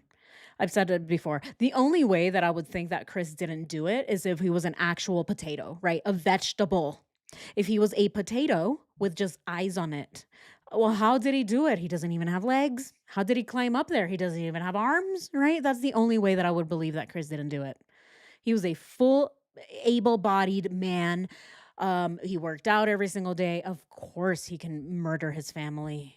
How could he not? And he did, right? So I do wonder. I wonder what his friend thinks now. Oh, I don't have my mailbox buddy no more. I wonder if he's still trying to write him letters. But anyway, oh my God, that was a lot. What do we think? The poll is still up if you guys still want to vote. We have 105 votes. Wow, okay, it's looking better. So do we actually think that Twistifer cared about finances? 17% still think yes. Yeah, he still cared about it somewhat, maybe. No is the majority. So the majority of us don't think that he cared about finances. And then 5% just need more evidence. And yeah, I mean, that's fair. And here I just want to pull up something really, really quickly. These are all the photos that were in the discovery. So when we look at these photos, especially, these, for example, right, this one. Again, these are all photos of Chris sending to Nicole, right? This is the necklace that I was talking about, the one that would turn her neck green, maybe make her whole neck just, right, rot in place. Yeah, Chris doesn't care that he doesn't have money. He just doesn't want to spend it on his family, in my opinion. He's like, I don't want to keep spending it on my children. I don't want to have to keep spending it on medical bills. I want to be able to buy this for my mistress. So that is how I conclude that the guy did not give a shit about his finances. Another thing, right? Look at this wonderful couple out there in the dunes having a blast in the summer heat. Yeah, that trip alone cost a lot of money. Who paid for it? Nicole Kassinger claims that it was Chris.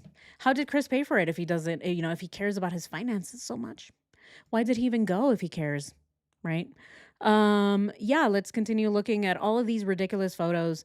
The more we look, the more, at least to me, it's clear that he didn't actually care. And like I said, the biggest proof to me is that he wanted a baby. And he didn't care that he was going to get into some severe debt to have the baby that he wanted just because it was convenient for him at the time, right? He's like, I want this. I don't care how much it costs. Let's have it. That to me is the biggest tell that Chris did not give a shit about his finances. And of course, right, he didn't because he's spending it on Nicole Kassinger.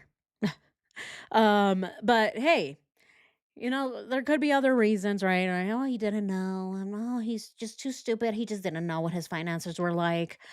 Oh, his little blue card. Yeah, like sometimes he just gets confused. He uses the blue and the black when he just doesn't know. I mean, sure, we can just sit here and argue that Chris is too stupid to care. But still, I think it's still a reason, right? He still didn't care because he was too stupid to care. So, but yeah, oh my gosh, thank you guys so much for voting. I'm going to go ahead and end the poll now, unless somebody, just very last minute, I want to give my answer. Okay, let's go ahead and end it. Okay, yeah, so the majority of us don't think that Chris actually cared about his finances. Awesome. I wonder if the other photos will come out. Not any of the Twister related ones. Yeah, exactly. I would, right? You know, if we actually went to a trial, we would be able to see all the other photos that were taken, all the other things that they were doing, right? And yeah, like I said, I'm doing a documentary precisely to see what they actually did and how much all of this cost and who was paying for it. Because again, all of it is a contradiction. And if we can do that in this documentary, if we can once and for all make it very clear that Nicole Kessinger was contradicting herself every step of the way based on what we're actually seeing, then maybe we can get a trial going. And even if we don't get a trial, if anything, just investigate her. Please, please open a full investigation into her, look into all of the discrepancies, right? That is the least that we ask. It's not much, right? We're not asking for, you know, consecutive life sentences, even though, I mean, don't threaten me with a good time. We're not asking for that, but hey, just an investigation, right? Why was she contradicting herself? Why is she saying that Chris cared about money, yet he's the one paying for things? So which one is it, Nicole? Which one is it? That's it. That's all we're asking for is a little bit of justice, right? Because I don't think any of us here think that justice was fully served. Not when just one person is in prison, when more people were clearly involved. But anyway, yeah. Yeah. Thank you guys so much. Yeah. Oh, Britt, thank you. I don't think it was finances anymore. And I will say before we take off, I will say, you know, before I really did a deep dive into this case, when you look at it, you know, just in passing or you read about it the first time, yeah, you can definitely see why, you know, I myself thought maybe this is what I thought, if I'm going to be completely honest with you guys. The first time that I started getting into this case without knowing anything about Nicole Kessinger, without knowing much, I also believed that he murdered his family because I still believe that he did it because he had a mistress, but I believe that the pressures were really mostly because he didn't want to pay child support. That was my initial thought, right? Initially, I'm like, he murdered his family because he doesn't want to pay child support, because that is a lot of money that the man is going to have to pay out. Except, right, when you start looking into the case and you start looking into it a lot closer, you end up realizing that that is not anything that he actually cared about. And when you start looking into Nicole Kessinger, you start realizing, oh, she didn't want to be a mother, right? She didn't want to be a stepmom. She was the one telling him to get a divorce because look at the things that it does to children. Oh, it messes up with their brains. Or my parents got divorced when I was the same age. It's no bueno, right? When you start seeing those things, that is what made me believe that it wasn't financial. And then you start looking into his own presentation and how he believes that the best way to fix a marriage is to have a baby, right? You really start to get into the mindset of how Chris thinks. And he really did believe that the best way to solve any problem is just to have a baby. And so when you connect all those dots, it doesn't make any sense that he actually cared about his finances. And so, yeah, I, like many of you, I did also believe, very briefly, mind you, very briefly, that he did it because he's like, oh, I can't handle all of this, right? But as we come to see, it's way more complex than that. Yeah, she cared. Yeah. Yeah, I mean, yeah, she definitely did. Yeah, yes. Plus, it would have made him look like a loser father, which he was. Exactly. Lots of other reasons, right? Again, these are the same people, right? The friends are saying that Chris was such a good father. He's such a good husband. How shitty would he look if he decided to leave his pregnant wife for a new mistress? How would he explain to all of his friends, all the people who think that he's such an angel? How would he explain to them that he's leaving his pregnant wife for another woman? How would he explain it to his family? How would he explain it to his Anadarko coworkers? Hey, by the way, I left my 15 month, I always say 15-month. I left my 15-week month, shit. I left my 15-week pregnant wife for this woman. Oh yeah, my coworker. Yeah, you know her. Her name is Nikki. how bad would he look? Of course not, right? He would not ever, he wouldn't put himself through that. He would never compromise. Exactly, Eric Issa. He would never compromise his image. This is why he ended up putting it all on Shanann instead. Let's just make it seem like she left me. I want to be the victim here, not the bad guy. Him leaving would make him the bad guy. And so, of course, it's better for him to just, or easier, I would say, not better. It was easier for him to annihilate his family, make it seem like they left, and then make himself the victim yet again. Because, again, how is he going to show everybody that, oh, I'm actually an angel, but at the same time, I was cheating on my wife and I left her for a new mistress? No, that was not going to happen. Again, I don't know. You guys let me know. But that is, to me, it's clear. To me, it's kind of, it's obvious, right? I'm 99.9% sure that Chris did it to protect his image. And because Nicole Kessinger did not want to be a stepmom. She did not want Chris spending time with his ex-family. She did not want Chris spending any of his money on his ex-family. How could he? He needs to save that money to go to these trips with Nicole Kessinger. He wanted a fresh new life, and you can't do that when you have a family that you need to be paying child support to, when you have kids that you need to see every weekend, when you have to still meet up with Shanann every week to exchange children. You can't do that. And you especially can't do that when you have a brand new baby boy on the way. But anyway, just my opinion. You guys let me know what you think about that. But yeah. And I think that his mom and dad were on board too. Exactly. Yes. But yeah, anyway, guys, that is all I have for you guys today. We finished this one right on time. Wow. I'm like, oh, this is great. I agree. Yeah, she didn't want Shanann in any connected. Yeah, exactly. I agree. She didn't want Shanann in any way connected to him anymore. And she would always be there. Exactly. At least until the kids are 18, right? Think about it. A brand new baby boy being born until he's 18. What, Nicole was going to share Chris until Nico turned 18? Can you imagine? No, I could not imagine Nicole Kessinger being okay with that. Not at all. But anyway, guys, thank you so much to all of you for joining today's live stream. Thank you all so much. Thank you for the love and the support. And again, thank you. I mean, oh my gosh, shout out to everybody. Shout out Eric. Thank you so much for the donation. You are such a, oh my God. I love you guys. You guys are so, I say it all the time. You guys are so amazing. Your kindness, your generosity, your support, it means everything to me. And, we're at 9,000 subscribers, guys, and I would not be here if it wasn't for you guys. And like I said, I knew I was going to feel so much better if I did this live stream and then deal with Geico, right? So it's true. Hey, I'm not even mad anymore. I'm like, Geico, if you find my car, just drop it off, right? I'm about to call Geico and be like, hey, what's up? Just chilling. Yeah. Oh, it's really hot out, isn't it? Yeah. Before this live stream, I would have called and been like, what the where the fuck is the right? But I'm not like that anymore because you guys calmed me down. So yeah, thank you guys so much. I love you. I appreciate you. I'm so grateful for each and every one of you. Please take care, guys. And if there are some rumors out there that it's my birthday, it's not.